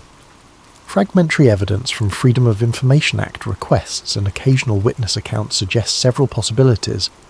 Wright Field in Ohio, which later became Wright-Patterson Air Force Base, was a centre for aerospace research and development. It was also, according to persistent rumours, a repository for unusual materials and classified projects that didn't fit elsewhere in the military structure. The base was enormous, with hundreds of buildings spread across thousands of acres. It would be relatively easy to conduct sensitive research in one corner without anyone else knowing. Fort Detrick in Maryland was officially established as a biological warfare research centre in 1943. Its secure laboratories and isolation from public scrutiny made it an ideal location for sensitive experiments of any kind. If you needed to study things that most people would find disturbing, Fort Detrick offered both the facilities and the security to do it without observation. Brookhaven National Laboratory on Long Island was created in 1947, supposedly to conduct research into peaceful uses of nuclear energy. But its government funding, extensive security measures, and remote location could have covered work that had nothing to do with nuclear physics. And there are hints, buried in various documents and testimonies collected over the years, of an unlisted facility somewhere near Los Alamos, New Mexico. The Manhattan Project had established multiple secret sites around Los Alamos, some of which continued operating after the war under cover of nuclear weapons research. One of these sites, never officially acknowledged, may have hosted research that had nothing to do with atomic bombs. According to the conspiracy theory built from these fragments, Project Eclipse was focused on continuing and extending research that the Nazis had begun. Psychotronic weapons research.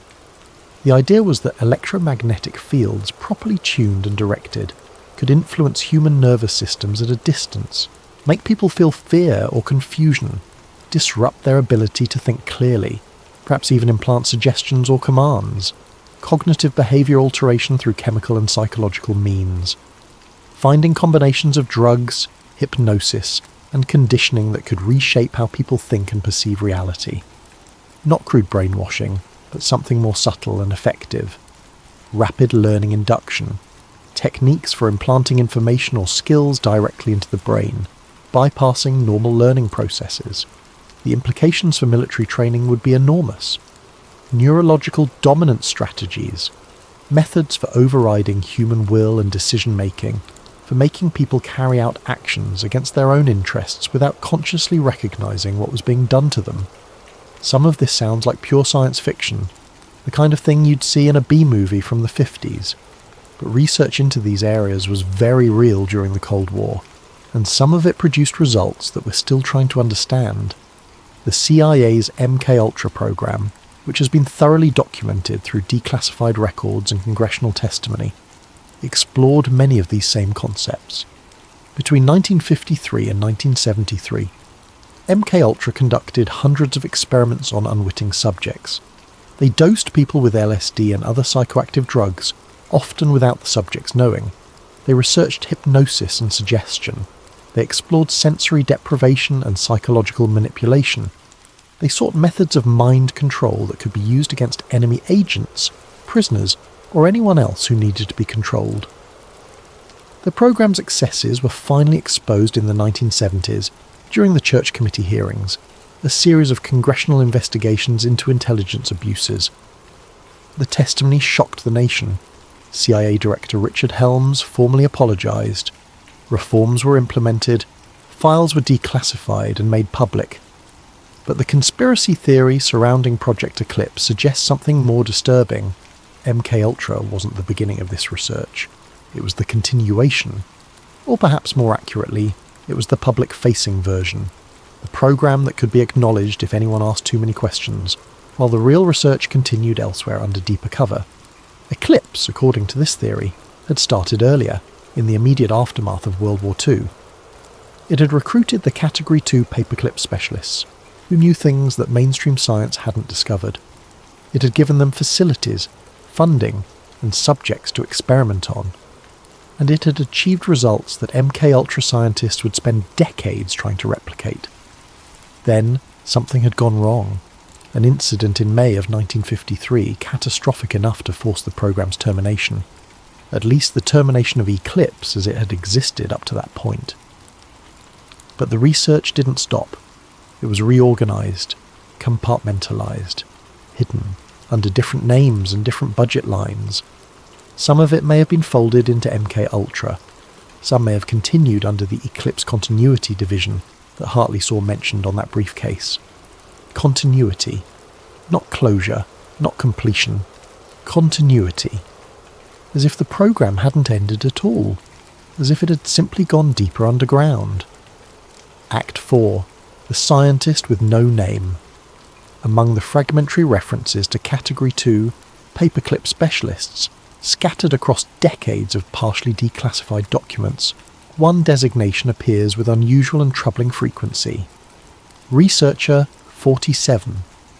Not a name, not even initials that might be cross-referenced against other records, just a number, stark and impersonal. Researcher 47 appears in classified budget documents from 1948, in facility transfer orders from 1949 and 1950, in what appear to be progress reports from 1951 and 52. His designation is always the same, never a name, always just the number. His field is listed variously, depending on which document you're looking at, as bioelectromagnetic interface systems, non-local cognition research, field-based neurological manipulation, and in one particularly cryptic entry, simply consciousness alteration through resonance protocols. These are not standard scientific disciplines. They don't correspond to any recognised academic department or research specialty. They sound more like concepts from science fiction than legitimate areas of inquiry.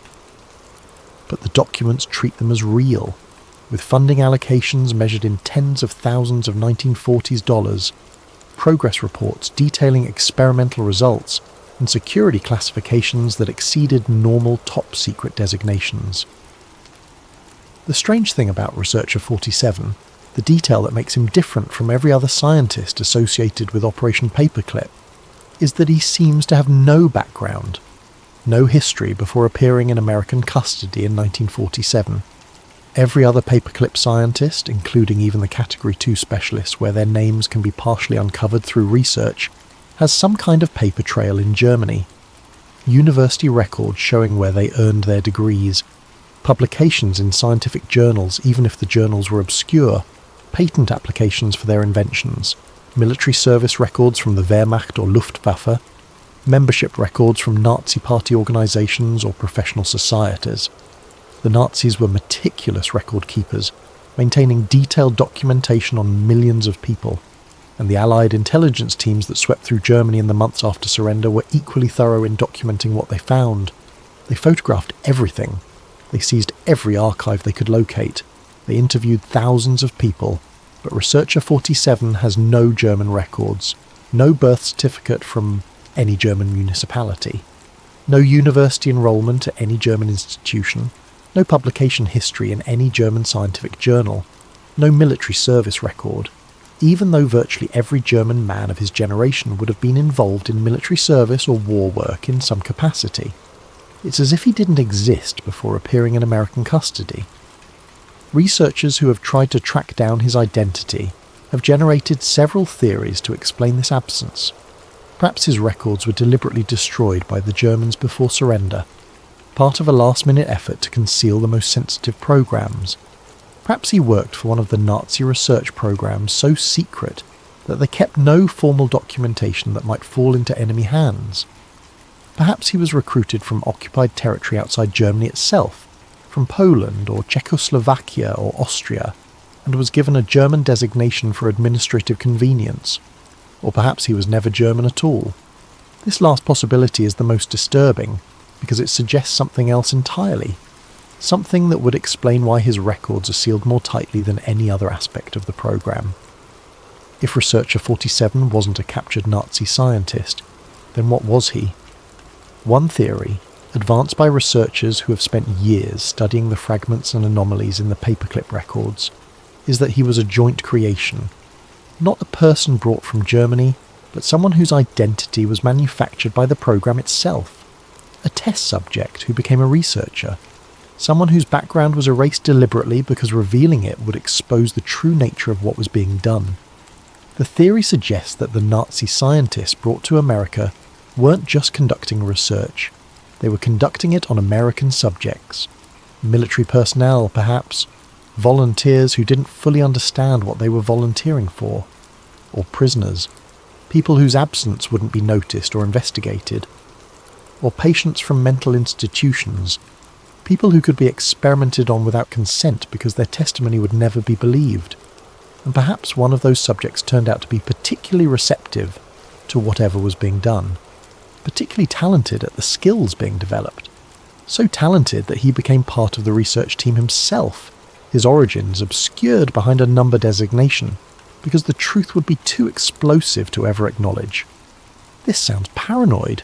It sounds like conspiracy thinking taken to an extreme. But the history of classified research programs includes many instances where ethical violations that seemed unthinkable were later revealed to be real. The Tuskegee syphilis experiment, where black men were denied treatment for decades so researchers could study the disease's progression.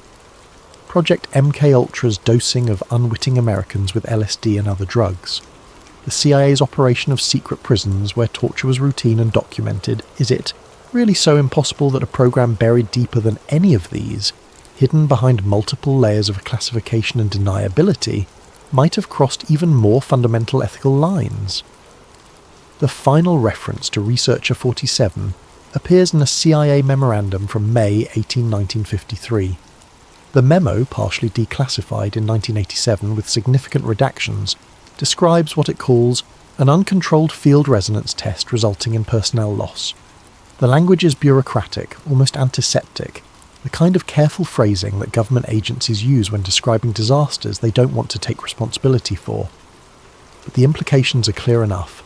Something went catastrophically wrong during an experiment. The memo includes a list of names, scientists who died in the incident, but the names are redacted, replaced with number designations.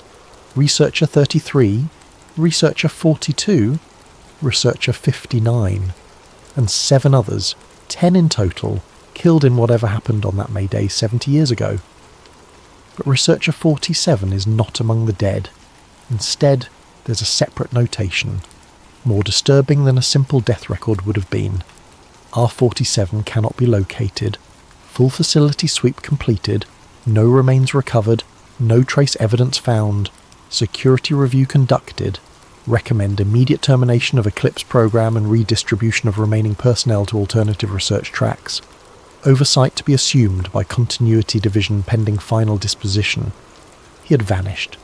A handful of people working on the fringes of conspiracy research, people who study these fragments in their spare time while working ordinary jobs, have tried to find out what happened to Researcher 47 after May 1953. They've searched death records, immigration records, military personnel files, hospital records. They've looked for anyone who might match the few details that can be inferred from the documents. They've found nothing. No death record. No subsequent employment anywhere in the government or private sector. No medical records.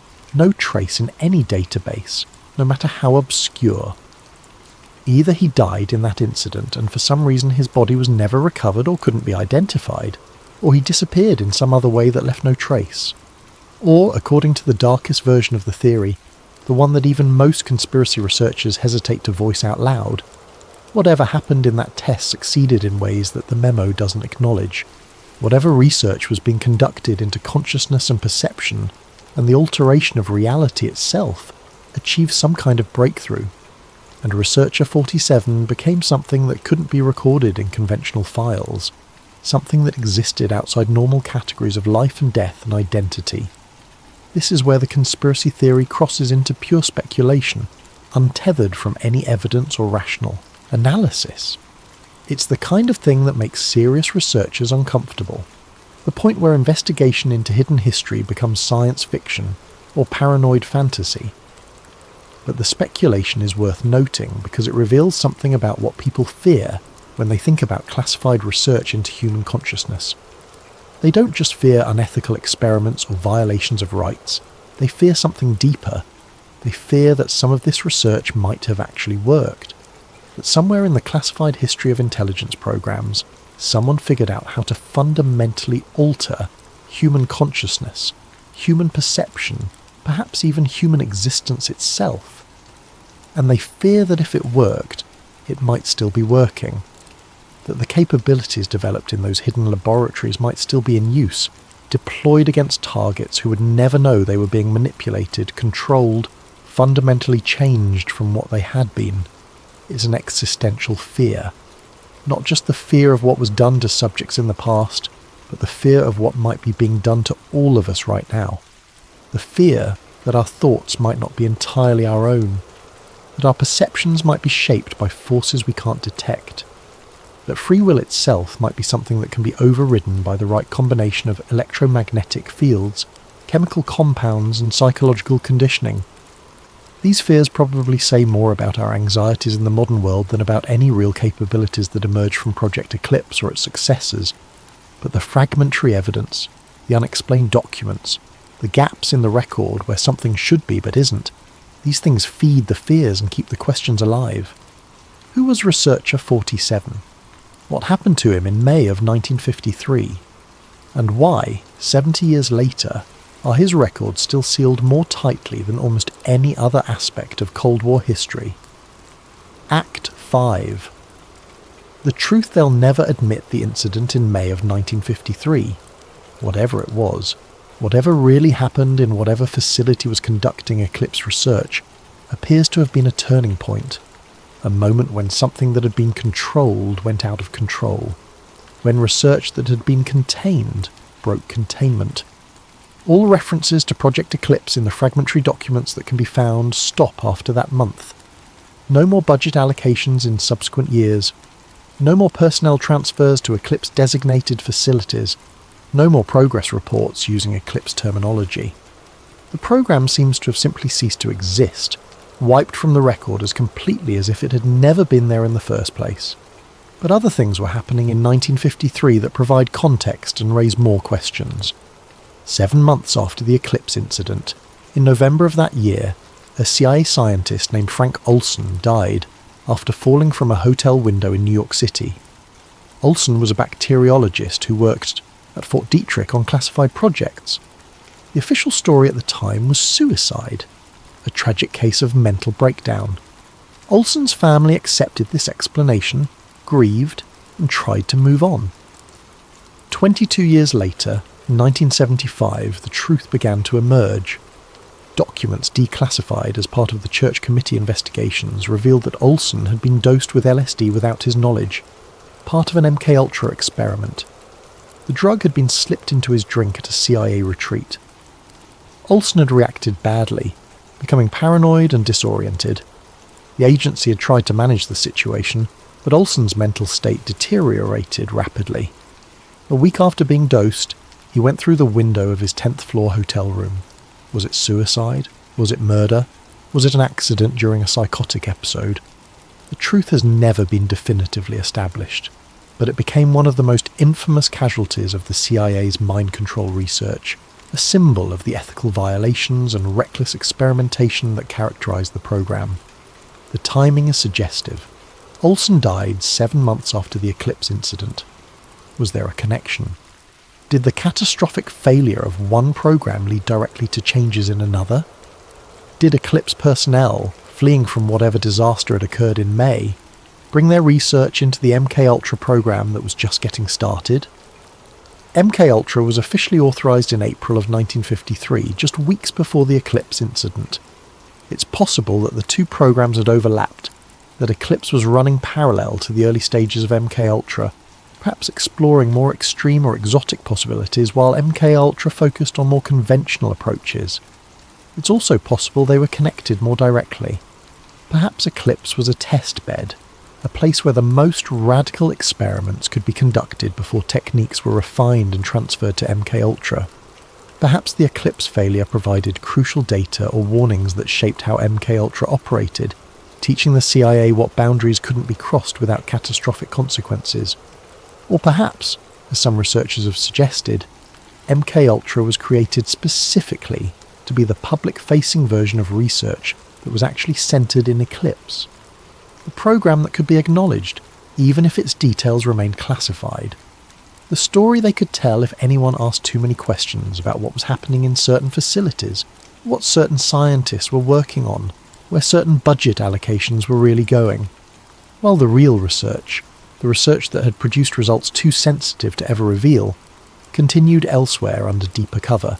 This is pure speculation, unsupported by any direct evidence. But it fits a pattern that conspiracy researchers have identified in other classified programs, the existence of what they call sacrificial layers.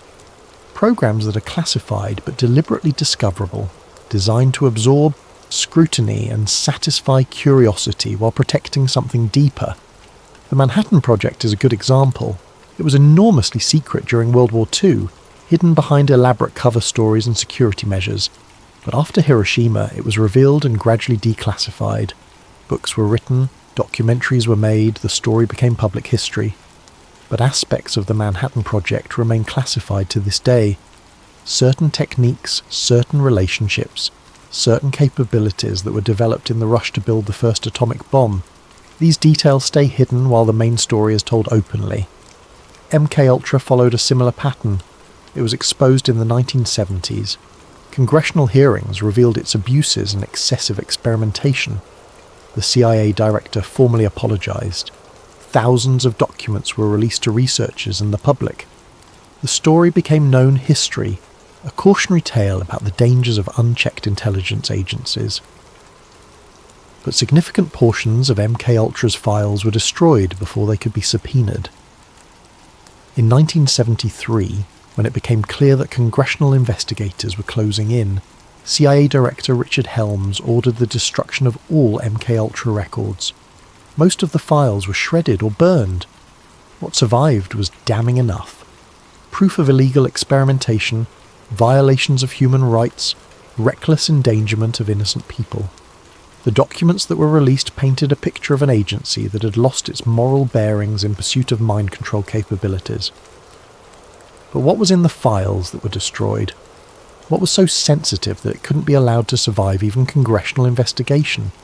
And through all the investigations and revelations and declassifications of the 70s, through all the testimony and leaked documents and journalistic exposés, Project Eclipse never came up. Not once. It was never mentioned in congressional hearings, never referenced in released CIA documents, never investigated by any official body. Either because it never existed, because the handful of references that researchers have found in obscure corners of declassified documents are mistakes or misunderstandings or forgeries, or because it was protected by a level of security that MKUltra never had, because it represented research that went so far beyond MKUltra's experiments with LSD and hypnosis that it could never be revealed, not even in the wave of exposure that supposedly brought transparency to intelligence operations, because some secrets are kept secret forever. Epilogue.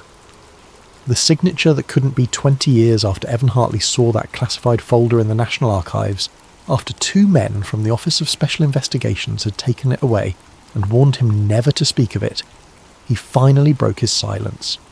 He was 68 years old by then, retired from government service for a decade, living quietly with his wife in a comfortable house in suburban Maryland. His children were grown and scattered across the country.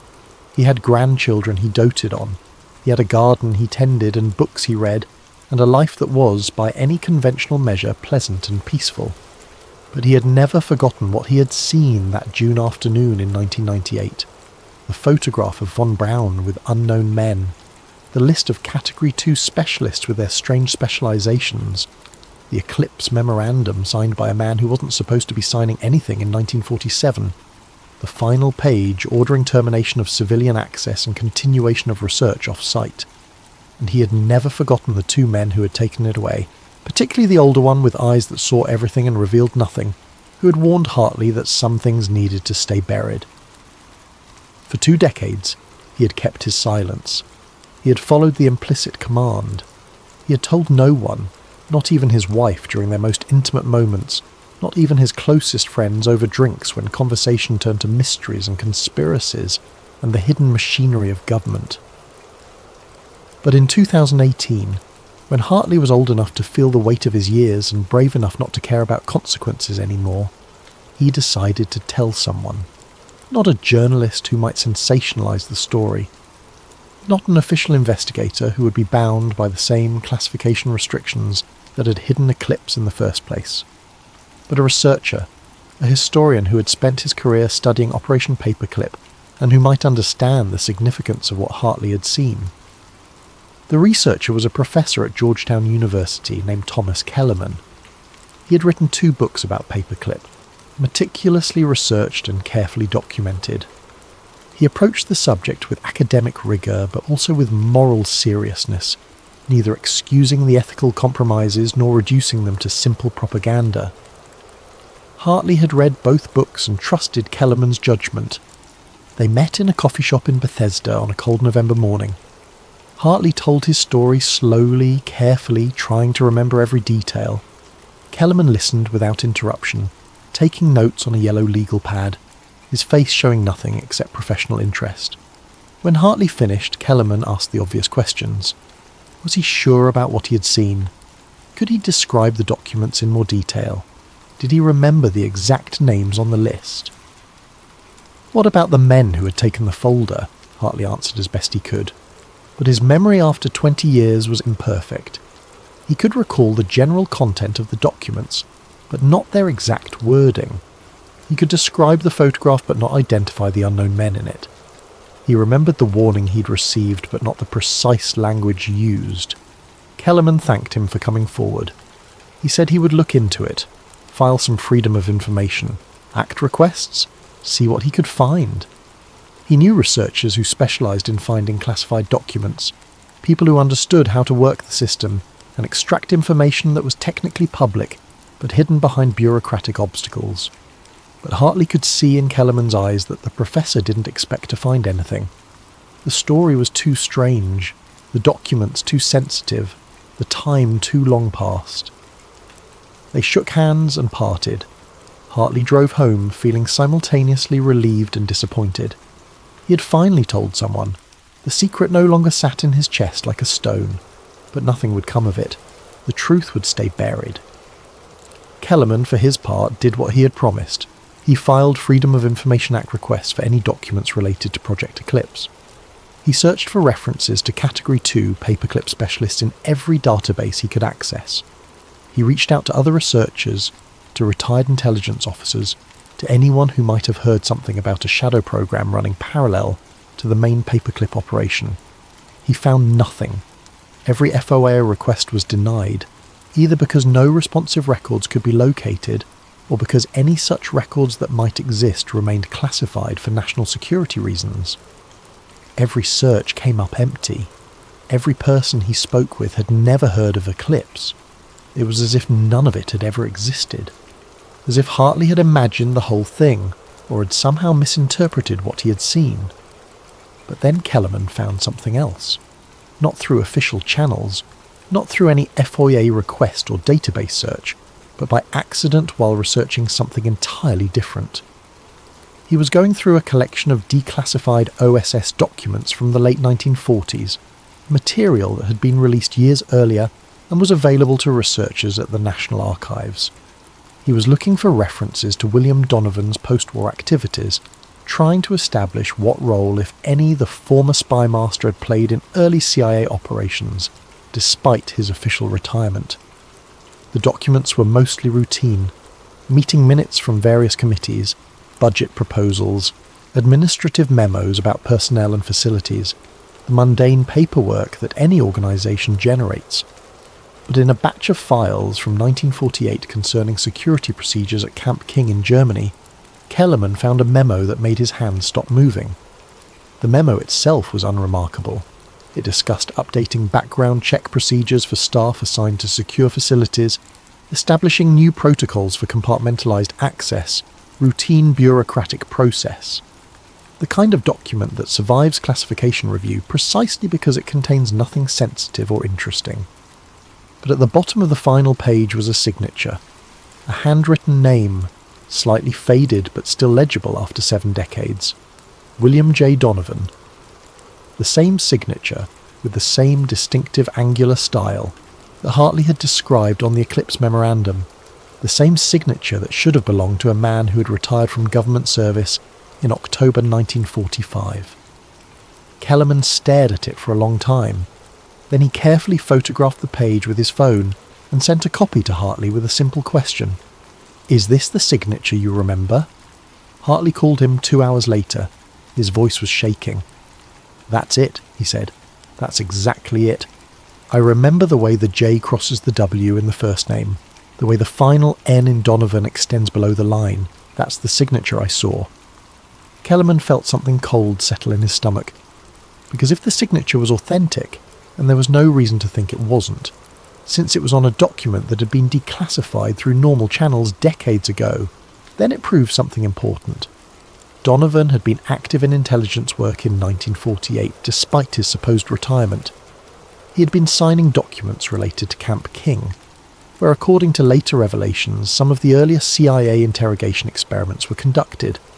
And if he was doing that, then it was entirely plausible that he might have been involved in other classified programs as well.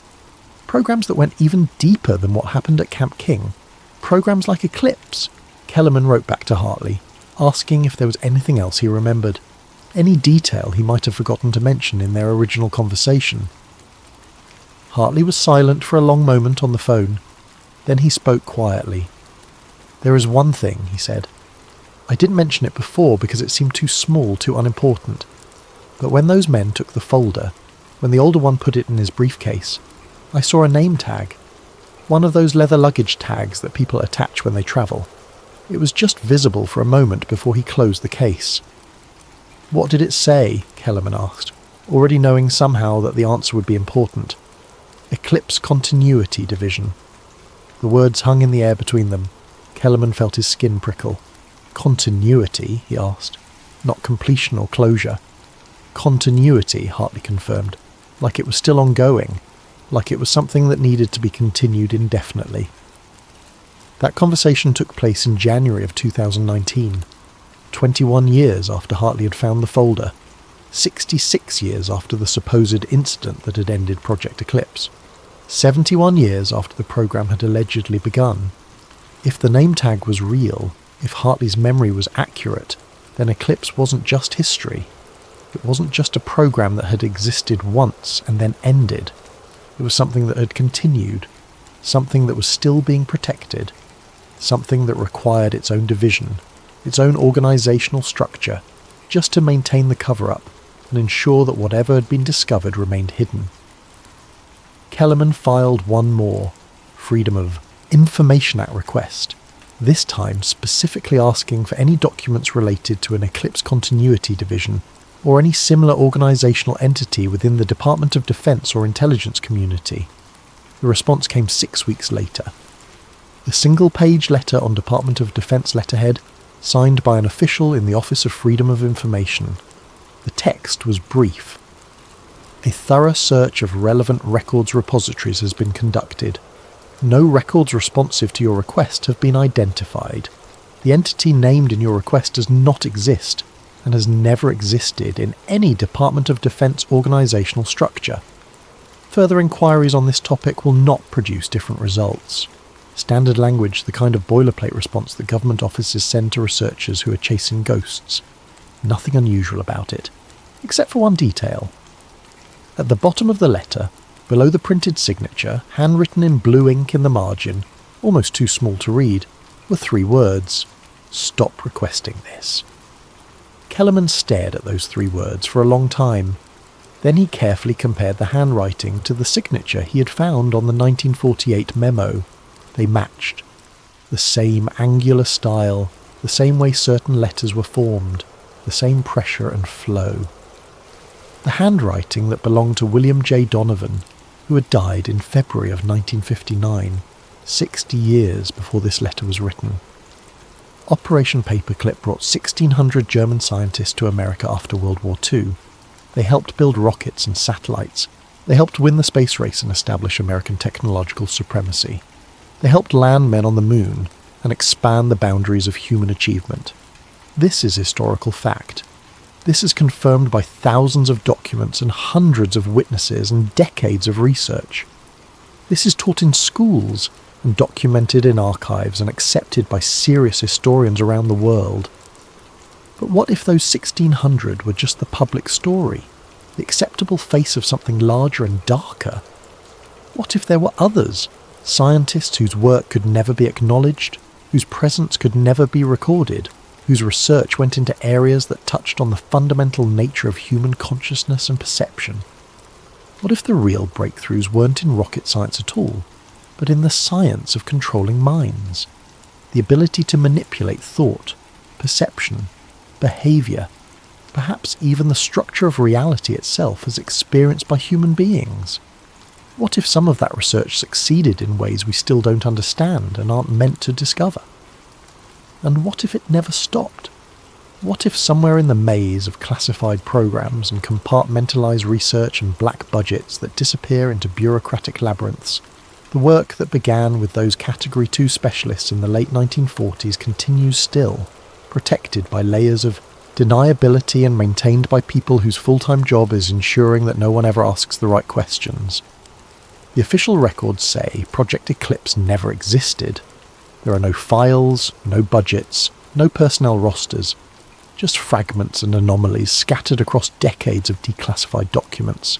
Just stories from people like Evan Hartley, who saw something they shouldn't have seen and were warned never to speak of it. Maybe they're all mistaken. Maybe it's just conspiracy thinking, pattern making and random noise, the human tendency to see connections where none exist and create narratives from coincidence. Or maybe some secrets are kept so well that their very existence can be erased from history. Maybe there are programs so deeply classified that they leave almost no trace, maintained by people who understand that certain knowledge is too dangerous to ever be made public. Until someone finds a mislabeled box in an archive. Until someone asks a question that hits too close to something that should stay hidden. Until someone gets a response that they weren't supposed to get, written in handwriting that shouldn't exist. The truth about Operation Paperclip might not be about rockets at all. It might be about something far more disturbing and far more profound. Something that challenges our understanding of science, ethics, human consciousness, and the nature of reality itself. Something that was never declassified because it can never be declassified. Because it's still happening. Somewhere in the shadow of government secrecy, in facilities that don't appear on any map, under programs that have no names in any public record, the research that began with those Category 2 specialists might still continue. The work of understanding and manipulating human consciousness, perception, thought itself. And if it does, if even a fraction of this is true, then the question isn't just what they discovered in those hidden laboratories 70 years ago. It's what they've become capable of doing with that knowledge in all the years since. What techniques they've refined, what capabilities they've developed, what boundaries they've crossed in pursuit of control over the human mind, and whether we would even know if they were using those capabilities on us, whether our thoughts are entirely our own, whether our perceptions of reality are authentic or shaped by forces we can't detect and wouldn't recognize if we could, whether free will itself, the fundamental assumption underlying all of human society and morality and law, is something that can be overridden by the right combination of technology and technique developed in programs that officially don't exist. These are the questions that the story of Project Eclipse raises. Questions that can't be answered because the evidence is sealed or destroyed. Questions that most people will dismiss as paranoid fantasy. But questions that won't go away as long as fragments remain. as long as witnesses break their silence, as long as researchers find documents that shouldn't exist and signatures that belong to dead men.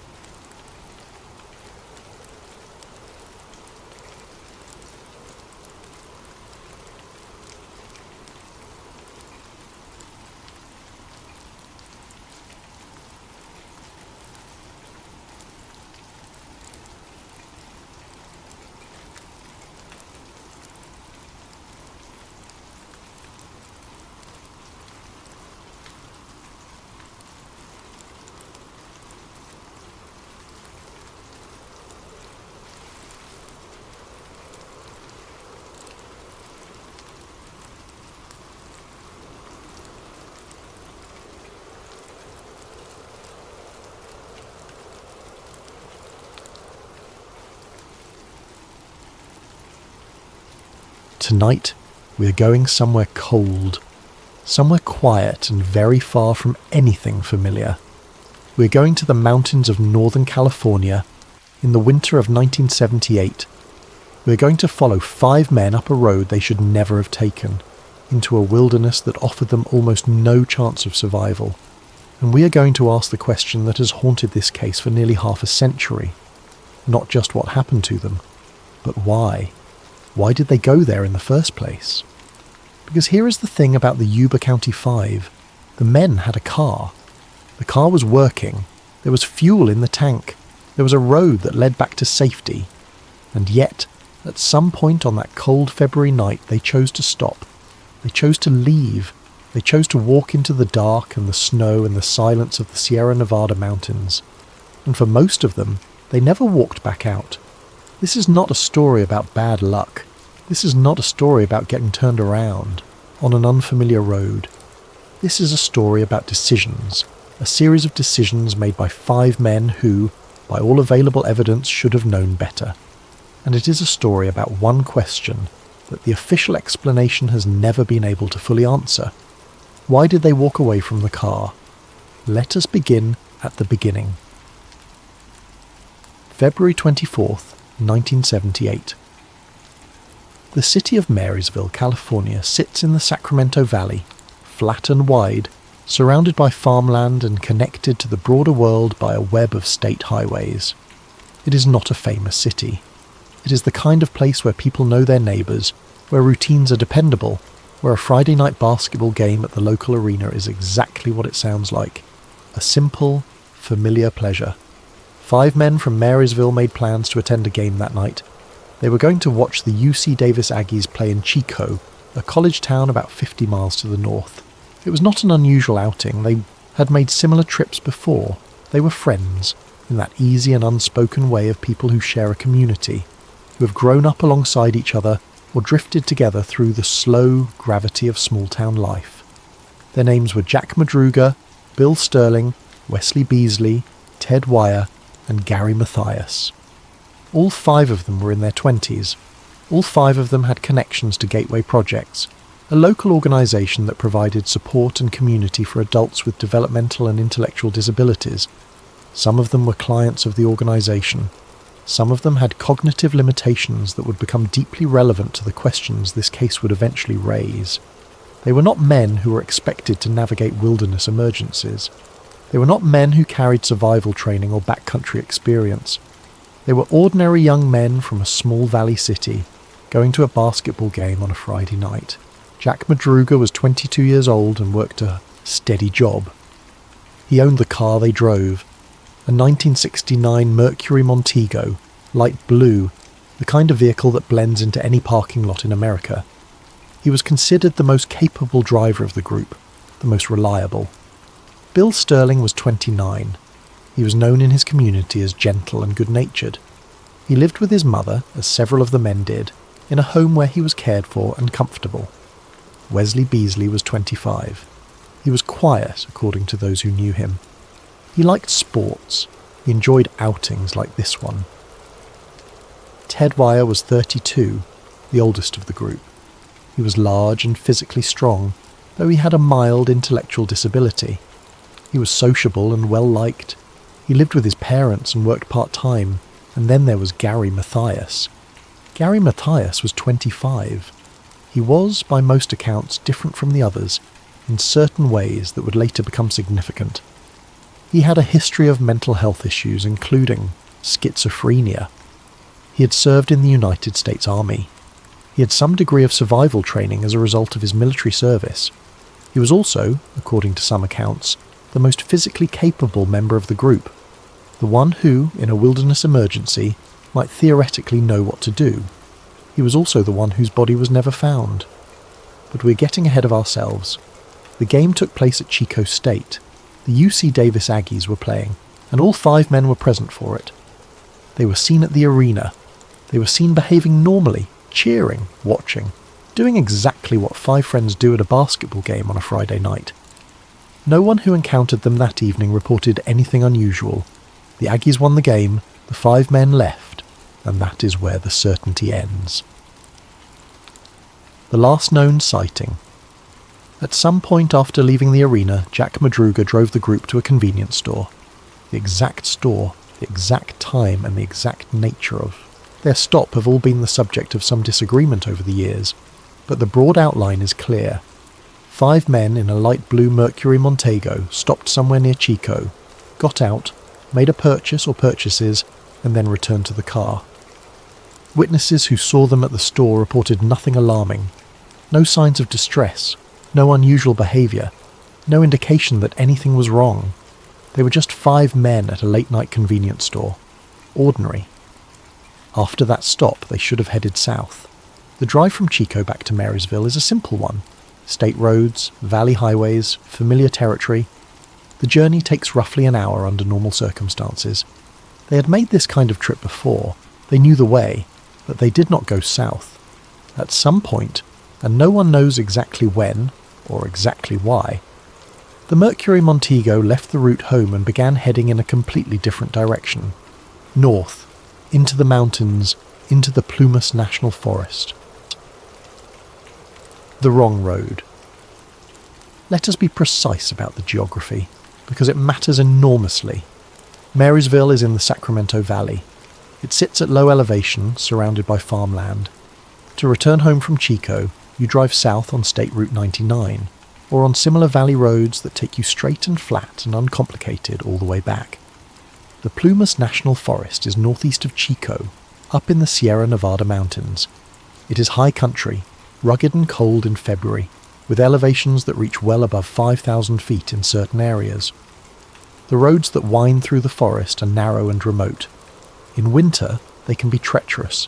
Snow, ice, darkness, and distance from any populated area make them a genuinely dangerous place to be without preparation. To reach the area where the Mercury Montego was eventually found, you would have to drive more than 60 miles out of your way. You would have to make multiple turns that take you progressively further from civilization and further into the wilderness. You would have to pass through Oroville, a small city at the base of the foothills, and then continue climbing up into the mountains on winding roads that grow narrower and more isolated with every mile. You would have to, in short, make a series of choices. Not one wrong turn, not a single moment of confusion. A series of deliberate seeming decisions that take you in a consistent direction, up and away, and deep into somewhere you are never supposed to be. At some point the car stopped moving. It was found the following day, February 25th, on a remote mountain road near the community of Brownsville, in the foothills that lead up toward the Plumas National Forest. The car was on the road's edge. The engine was not running. The car appeared undamaged. The fuel tank, while not full, had enough remaining to drive a significant distance. There was no sign of a crash, no sign of a mechanical failure, no flat tyres, no overheated engine, nothing that would explain why the car had been left where it was, and there were no men. All 5 of them were simply gone. The condition of the car, This is one of the most important and most discussed elements of the Yuba County 5 case, and it deserves careful attention. The Mercury Montego was in working order, not partially working, not limping along with some minor problem that might have motivated the group to abandon it. Working. The investigators who examined the vehicle found no mechanical defect that would have prevented it from being driven. The engine could be started. The car could have moved under its own power. The fuel situation is sometimes exaggerated in popular accounts of the case, but the essential fact remains. There was fuel in the tank. The car had not run dry. Whatever motivated the group to stop where they stopped, it was not an empty tank. The car had not been involved in a collision. There was no visible damage to the body. The windows were intact. The interior was, according to reports, unremarkable. No signs of a struggle, no evidence of violence, no indication of anything other than 5 people getting out of a vehicle and walking away from it. On the road where the car was found, there was a gate. The gate blocked further vehicle access up the mountain road. This is sometimes cited as the explanation. The men could not drive further, and so they walked. But this explanation immediately raises its own question. If the road was blocked, why not turn around? Why not drive back down the mountain the way they had come? The car could have done it. The road could have accommodated it. There was nothing stopping them from reversing course, and yet they did not reverse course. They walked forward, into the dark, into the snow, into the mountains. The search. When the car was found without its passengers on February 25th, local authorities launched a search. The terrain was difficult, steep, forested, cold, with significant snowpack at higher elevations. Search teams combed the area around where the vehicle had been abandoned. They found nothing. Not one of the 5 men was located. Not a trace of them. Not a discarded item. Not a footprint that led anywhere. The wilderness simply seemed to have absorbed them. Days passed. Then weeks. The search was eventually scaled back as the practical realities of wilderness rescue work against extended operations. Without new leads, without any indication of where the men might have gone or in what direction, the search became more a matter of hope than of genuine prospect. The families waited. The community in Marysville was shaken. These were not men who had gone hiking. These were not men who had planned any kind of backcountry adventure. They had gone to a basketball game. They had not brought camping gear. They had not brought cold weather clothing appropriate for extended outdoor survival. They were dressed for a night out, not for a February wilderness. Weeks turned to months, and then, in June, the first answers arrived. They were not the answers anyone had hoped for. June 1978. The trailer. Approximately 4 months after the 5 men disappeared, a search team operating deep in the wilderness discovered something significant. A United States Forest Service maintenance trailer. The trailer was a basic structure, used by Forest Service employees during the warmer months when maintenance and forestry work brought workers into the backcountry. In winter, it would be unoccupied and stocked with basic supplies, the kind of provisions that would allow workers who encountered emergencies to shelter in place. The trailer was several miles from where the Mercury Montego had been abandoned. The terrain between the car and the trailer was rugged and demanding. Not impossible to traverse, but not easy either, particularly in winter conditions with inadequate clothing. Inside the trailer, searchers found Ted Wire. He was dead. But the circumstances of his death were immediately deeply strange. Ted Wire had not died quickly. The evidence suggested that he had survived for an extended period inside the trailer, weeks by most estimates, and possibly longer. He had access to the food supplies stored in the trailer. He had shelter. He had a structure that, while basic, provided real protection from the elements. He had every reason to survive, and yet he had not. The food in the trailer was largely untouched. The supplies that could have sustained him for a significant amount of time had not been fully utilised.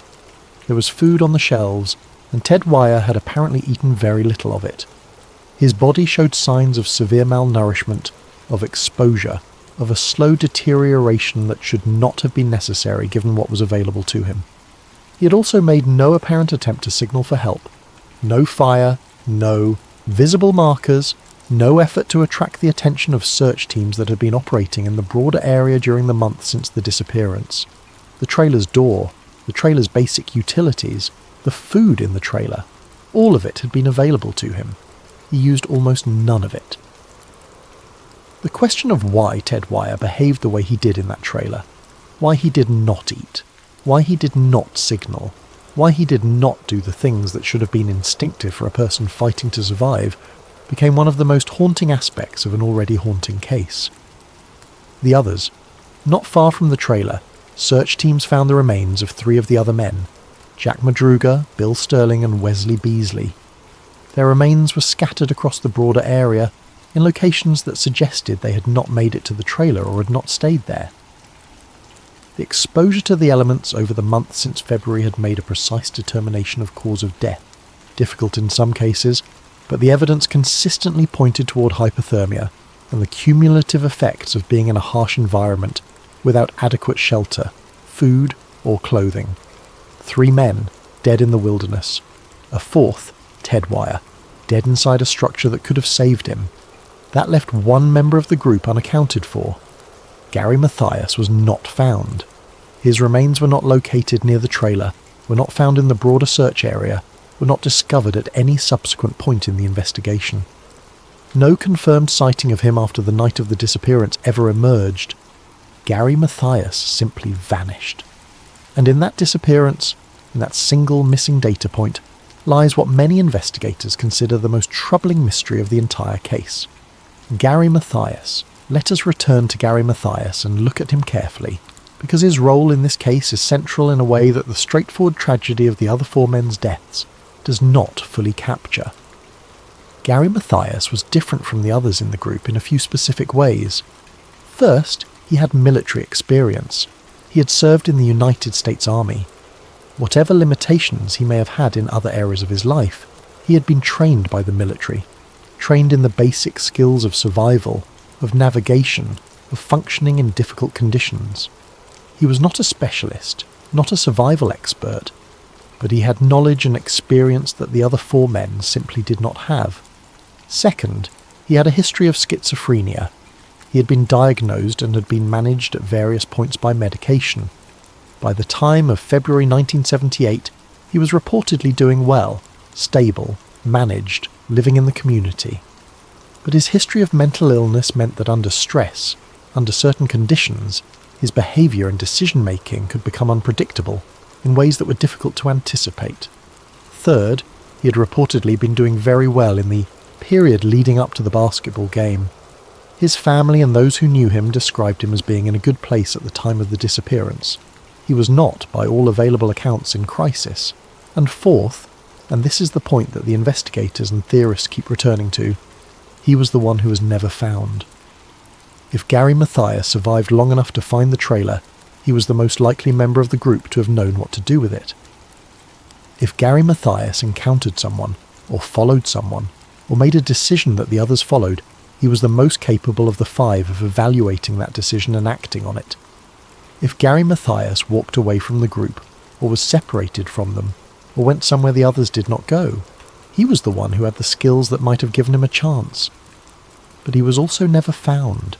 Not his body, not his bones, not a single artifact that confirmed where he had gone or what had happened to him. The possible explanations range from the mundane to the deeply unsettling. He may have perished somewhere the search teams did not reach, deep in the backcountry, in a ravine, in a location that the wilderness kept to itself. He may have survived and, for reasons related to his mental health, chosen not to return or made decisions that ultimately brought him to an end somewhere far from the others. He may have left the group before the others reached the trailer. He may have been with them when they arrived. No one knows. And the not knowing is its own kind of answer, one that shapes everything else about this case.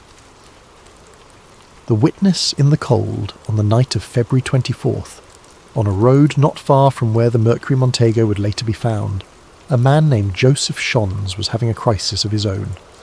Shons, a driver who was travelling in the area that night, had stopped his vehicle because he was experiencing severe chest pains. He was alone. He was frightened.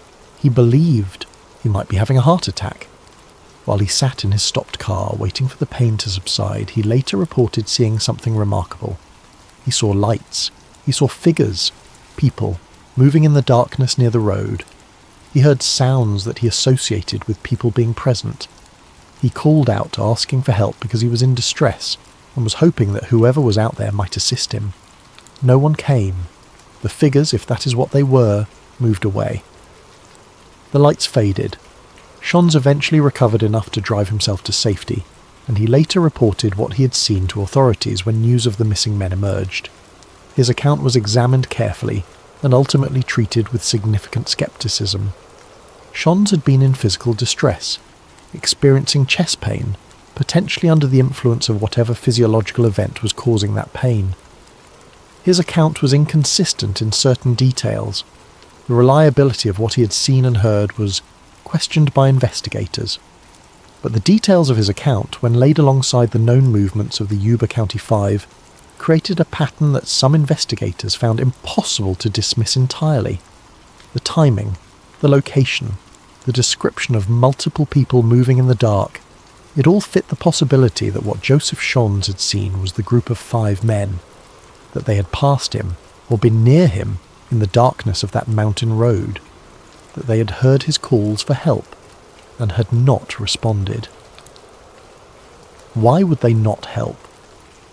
This question opens a door into the psychological dimensions of this case that are both fascinating and troubling. If the group saw Joseph Shons, if they heard him calling out, why did they not help him? Why did they not approach his car, offer assistance, knock on his window? One straightforward answer is that they were scared. 5 men in an unfamiliar remote location at night, hearing someone call out in the dark, might reasonably have been frightened enough to avoid contact. Another answer is that they were following someone or something, and whatever was drawing them forward was more compelling than a stranger's distress call. A third answer is that whoever or whatever was influencing their movements was specifically directing them away from contact with others, because contact with others might have disrupted whatever was happening. None of these explanations is fully satisfying. None of them resolves the deeper question of what exactly was driving 5 men from Marysville deeper and deeper into the dark wilderness of the Sierra Nevada mountains at night, in winter, without supplies, without preparation, without any apparent destination. Lena Carter and the guided movement theory. In recent years, a growing community of investigators and independent researchers has returned to the Yuba County 5 case with new frameworks and new questions. Among them is a figure whose work synthesizes much of the most compelling alternative analysis of the case, a researcher we will call Lena Carter.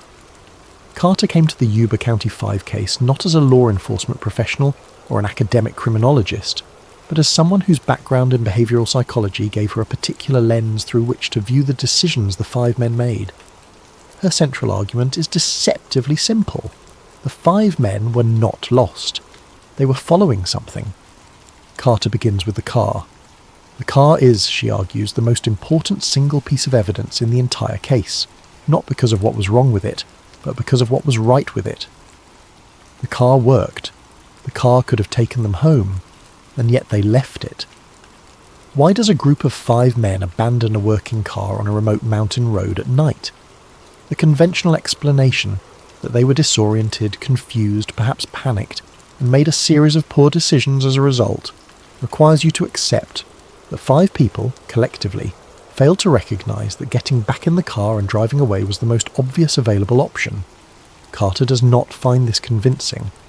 Even allowing for the cognitive limitations of some members of the group, she argues, the behaviour of getting out of a working car and walking into the wilderness is not consistent with simple disorientation. Disoriented people typically seek shelter, stay near roads, and look for familiar landmarks. They do not walk steadily in a consistent direction for several miles through difficult terrain in winter conditions. The men walked to the trailer. The trailer was miles away through rugged terrain. To reach it, they navigated the landscape, climbed elevation, moved through snow and darkness. That kind of sustained directional movement suggests something other than random confusion. It suggests, Carter argues, that they were going somewhere specific. not because they chose the destination themselves, but because someone, or something, gave them a destination. The anatomy of compliance. Carter's theory engages with the psychology of what she calls guided compliance, the phenomenon by which a person or group of people can be moved to follow instructions or directions that they might, under other circumstances, have questioned or refused. The mechanisms of guided compliance are well documented in psychological literature. They include the presence of an apparent authority figure whose instructions are accepted without challenge. They include the step-by-step nature of escalating compliance. If you accept the first instruction, you are more likely to accept the second, and so on. They include the power of social conformity, the tendency of individuals within a group to follow the apparent consensus of the group, even when their own judgment might be pointing in a different direction. None of this requires force. None of this requires violence. The most effective forms of guided compliance do not look like coercion from the inside. They look like reasonable decisions being made for understandable reasons, one step at a time.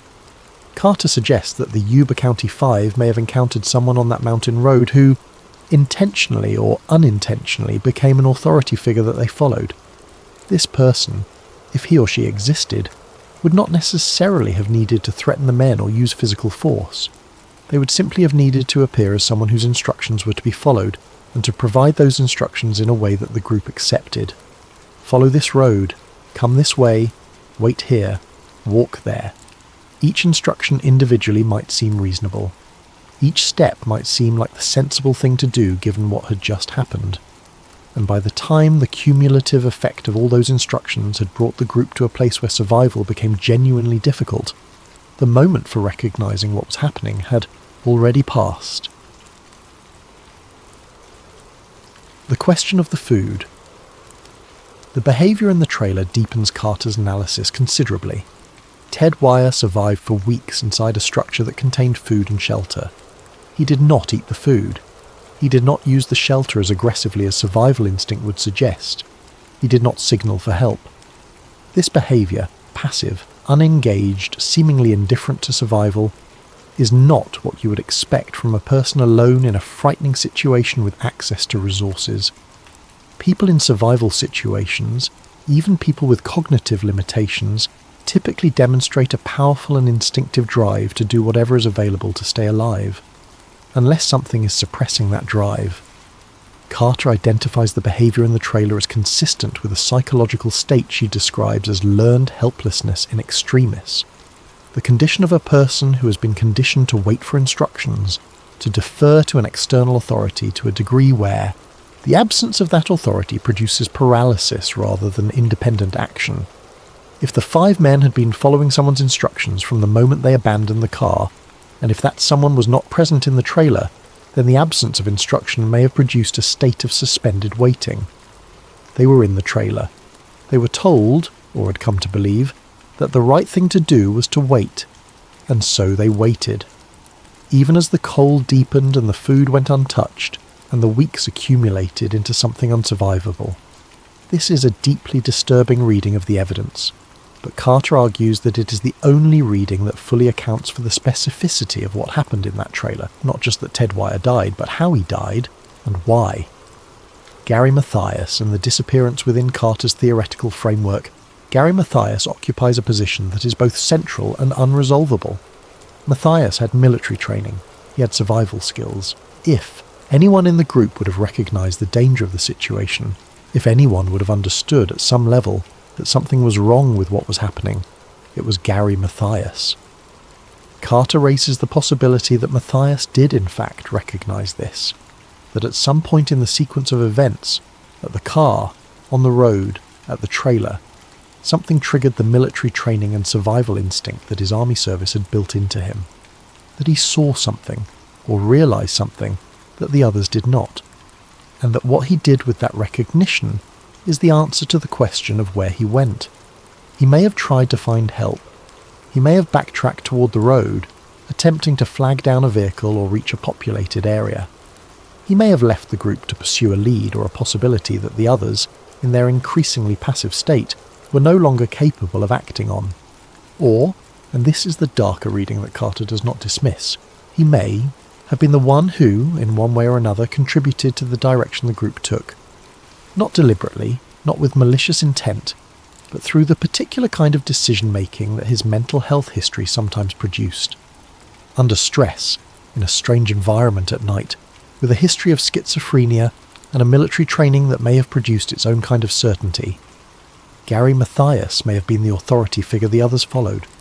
Not a stranger on the road, one of their own. And if that is true, then his disappearance takes on an entirely different meaning. Not a man who survived and never came back. Not a victim who perished somewhere the search teams did not reach.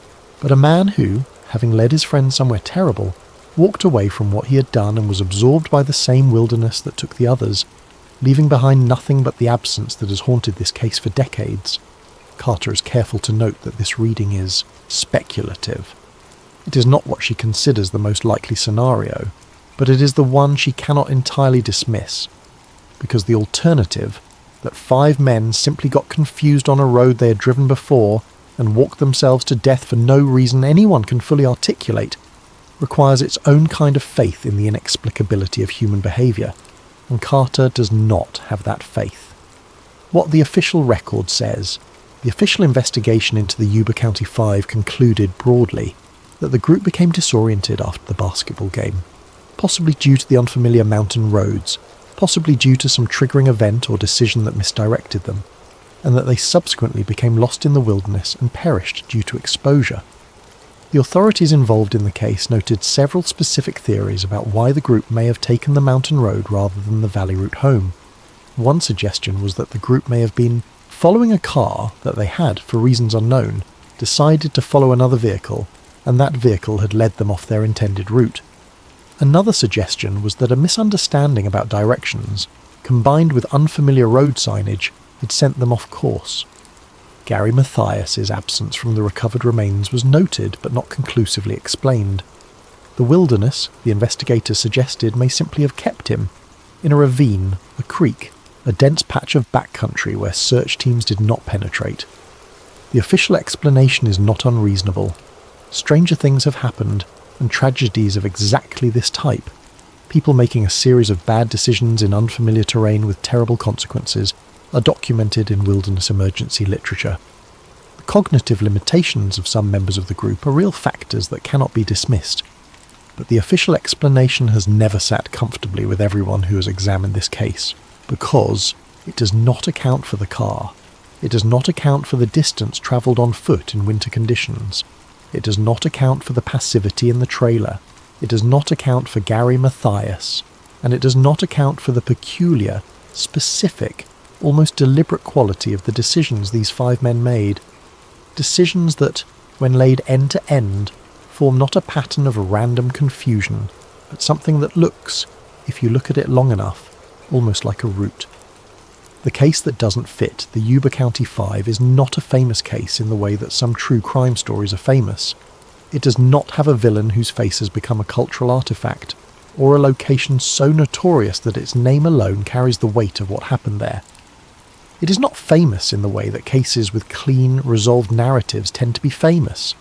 It is famous in a different way, the way that things become famous when they resist resolution, when the known facts keep producing questions that the available explanations cannot satisfyingly answer. People return to this case again and again, not because they believe there is a simple answer waiting to be discovered, but because the questions it raises are the kind that matter. Questions about decision-making and authority, and the nature of why people do what they do. Questions about vulnerability and trust and what happens when both of those things are operating under extreme pressure. Questions about Gary Mathias, whose absence is a hole in the middle of the case that nothing has ever filled. The 5 men who left Marysville on February 24th, 1978 were not adventurers. They were not risk-takers. They were 5 friends who went to a basketball game and expected to come home. Most of the world they lived in, the familiar streets, the supportive community, the Gateway Project's organisation, their families and neighbours, was built around making sure that ordinary life was accessible to them, and for most of their lives it was. But on that night something went wrong. Something pulled them off the route home and onto a mountain road in winter. Something made them leave a working car. Something made them walk miles through snow and darkness to a trailer in the wilderness. And something, whether it was a failure of nerve or a failure of instruction, or the particular psychology of 5 people in a terrible situation, made them stay there. Made at least one of them stay there until there was nothing left to stay for. The case was never officially closed, because it was never officially solved. The deaths were ruled accidental. No foul play was established. No person of interest was ever identified, charged, or arrested in connection with what happened. Gary Matthias was listed as missing. He remains missing to this day. The mountain in February. There is something about the terrain itself that demands a moment of quiet consideration. The Sierra Nevada mountains in February are a particular kind of place. The light during the day is sharp and clear and indifferent to human need. The night is cold in a way that city dwellers rarely experience, not just the cold of a winter evening, but the deep structural cold of high elevation in the depths of winter, where the temperature does not creep back up after midnight but continues falling, and the snow that has accumulated over months becomes a silent landscape that absorbs sound and distance in equal measure. In that landscape, 5 men walked, without the right clothing, without adequate food, without a plan or a map or a destination they had chosen for themselves. They walk the way you walk when you believe that what you're doing is the right thing to do, with a kind of resigned, purposeful compliance that carried them further from safety with every step. The Plumas National Forest is beautiful in the way that places without human interference are often. Beautiful, vast and indifferent, and full of a silence that has nothing to do with peace. It is the kind of place where it is easy to imagine that the normal rules do not apply, where it is easy to imagine that a person's usual instincts might become confused, might defer to something external, might wait for a permission that never comes. 4 of those 5 men died there, in the cold and the quiet, under the particular February sky of the Sierra Nevada. They reached the end of whatever had been driving them forward. And one of them, the one who might have known best what to do, walked away and was never seen again. Questions without answers. The Yuba County 5 case has been examined by law enforcement, by journalists, by amateur investigators, by podcasters, by researchers like Carter, who bring academic frameworks to bear on the evidence. It has been written about in books, and debated in forums, and dissected in the particular obsessive way that truly unresolved cases attract. And still, the key questions remain. Why did they take the mountain road? Why did they leave the car? Why did they walk as far as they walked in the conditions they were in? Why did Ted Wire not use the resources available to him in the trailer? Where is Gary Matthias? Each of these questions has answers that are technically plausible. Disorientation, confusion, cognitive limitations under extreme stress, poor decision-making, the particular tragic math of 5 vulnerable people in an impossible situation.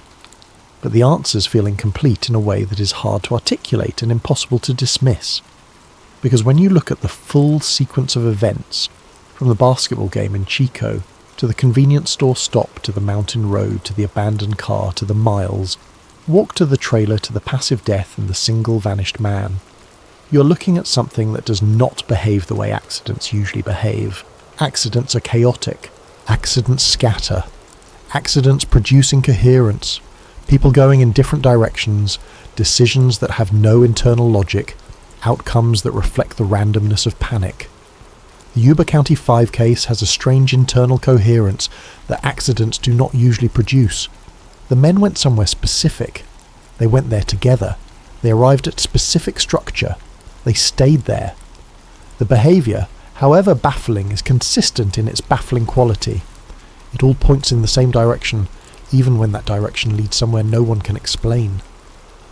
That coherence is what Lena Carter is pointing at when she says the men were not lost. That coherence is what the official explanation struggles to account for.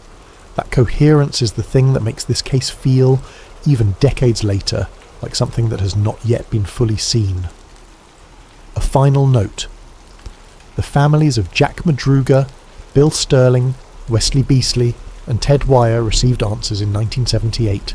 Terrible answers, answers that confirmed their worst fears, but answers nonetheless. They buried their sons and brothers and friends.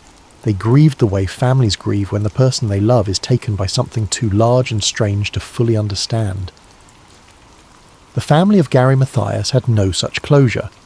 For them, the question of where he went was not academic. It was not a puzzle to be investigated and theorised about and eventually set aside.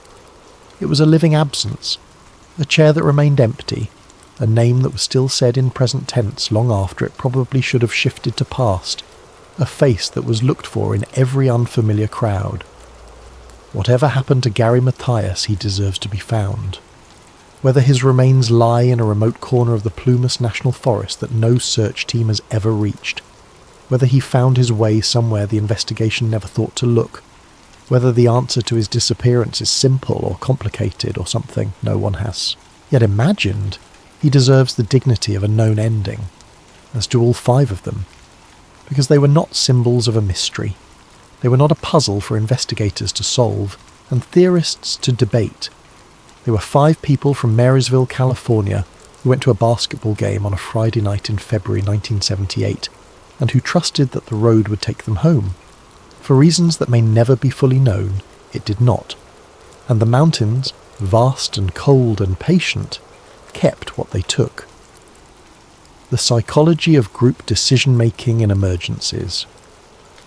One of the least examined dimensions of the Yuba County 5 case is what behavioural psychologists call the bystander effect operating in reverse, not the failure of individuals to act because others are present, but the failure of a group to correct course because each member assumes that another member has a reason for the direction they are going.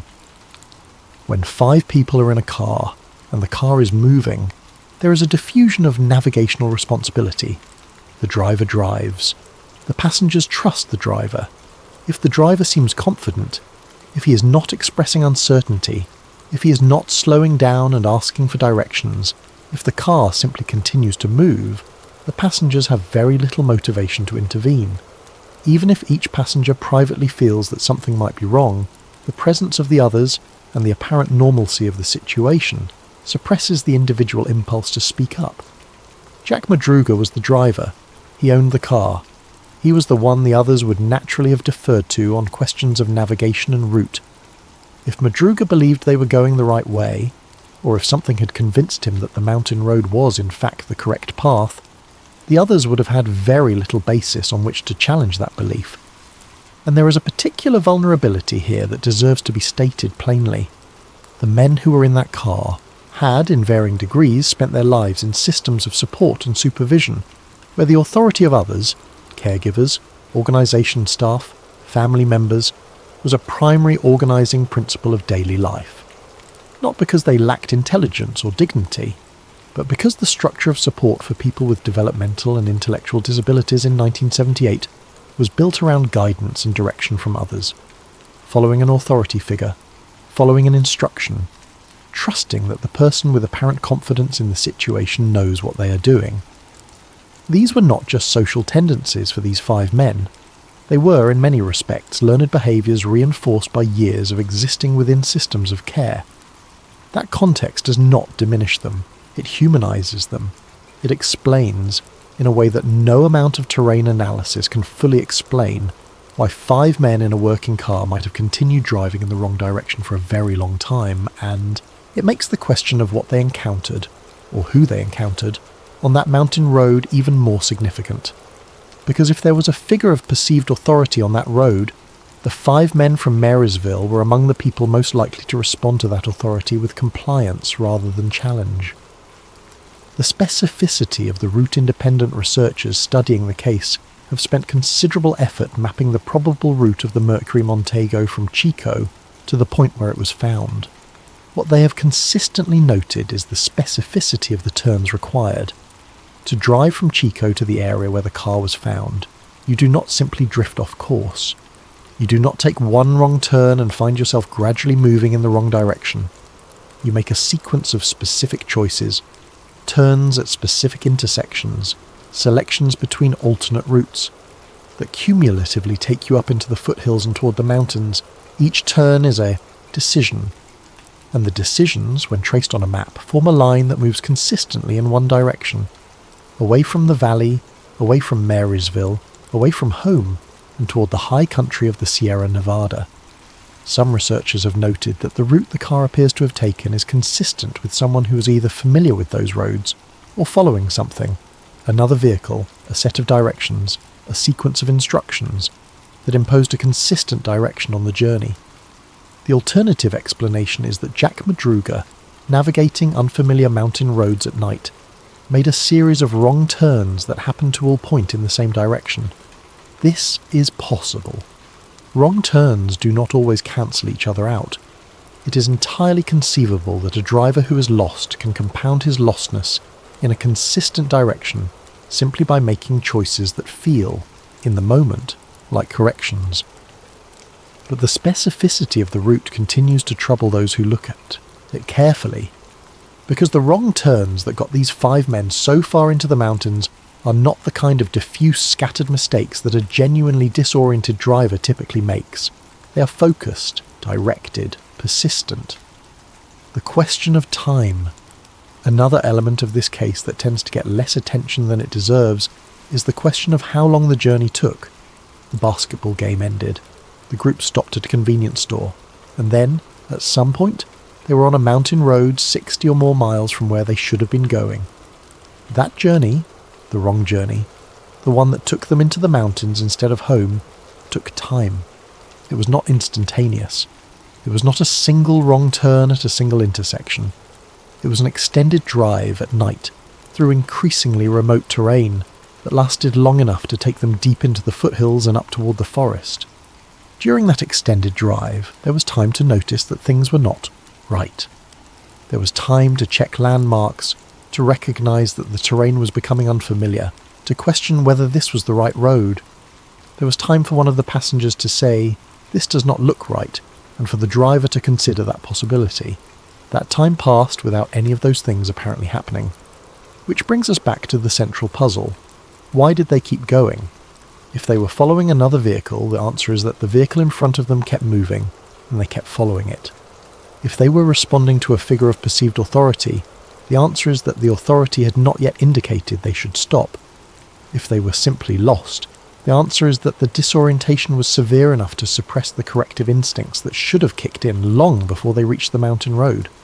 None of these explanations is comfortable. All of them are partial, and together they form the shape of a case that has resisted resolution, not because the evidence is scarce, but because the evidence consistently points toward a human dimension, a psychological dimension, that the available facts cannot fully illuminate. What the cold does it is worth spending a moment with the physical reality of what the 5 men faced, because the physical reality is itself a kind of answer to some of the questions about their behaviour. Prolonged cold exposure does things to the human body and mind that are not well understood by people who have not experienced them. The early stages of hypothermia produce shivering, confusion, difficulty making decisions, and a narrowing of cognitive focus that makes complex problem solving extremely difficult. The later stages produce a paradoxical calm. The body's defences are failing, but the sensation of danger recedes, replaced by a kind of heavy, passive acceptance that is sometimes misidentified as peace. People in the late stages of hypothermia do not, as a rule, fight. They do not look for exits. They do not eat the food that is available to them or light fires or signal for help. They wait. They rest. They drift. This physiological reality is important for understanding what happened in the trailer. Ted Wire, by the time he reached the structure, may have already been in a state of cognitive impairment severe enough to prevent him from making effective use of the resources around him. The food was there. The shelter was there. But accessing those resources required a kind of deliberate, organised, multi-step problem-solving that the cold may have already stripped away.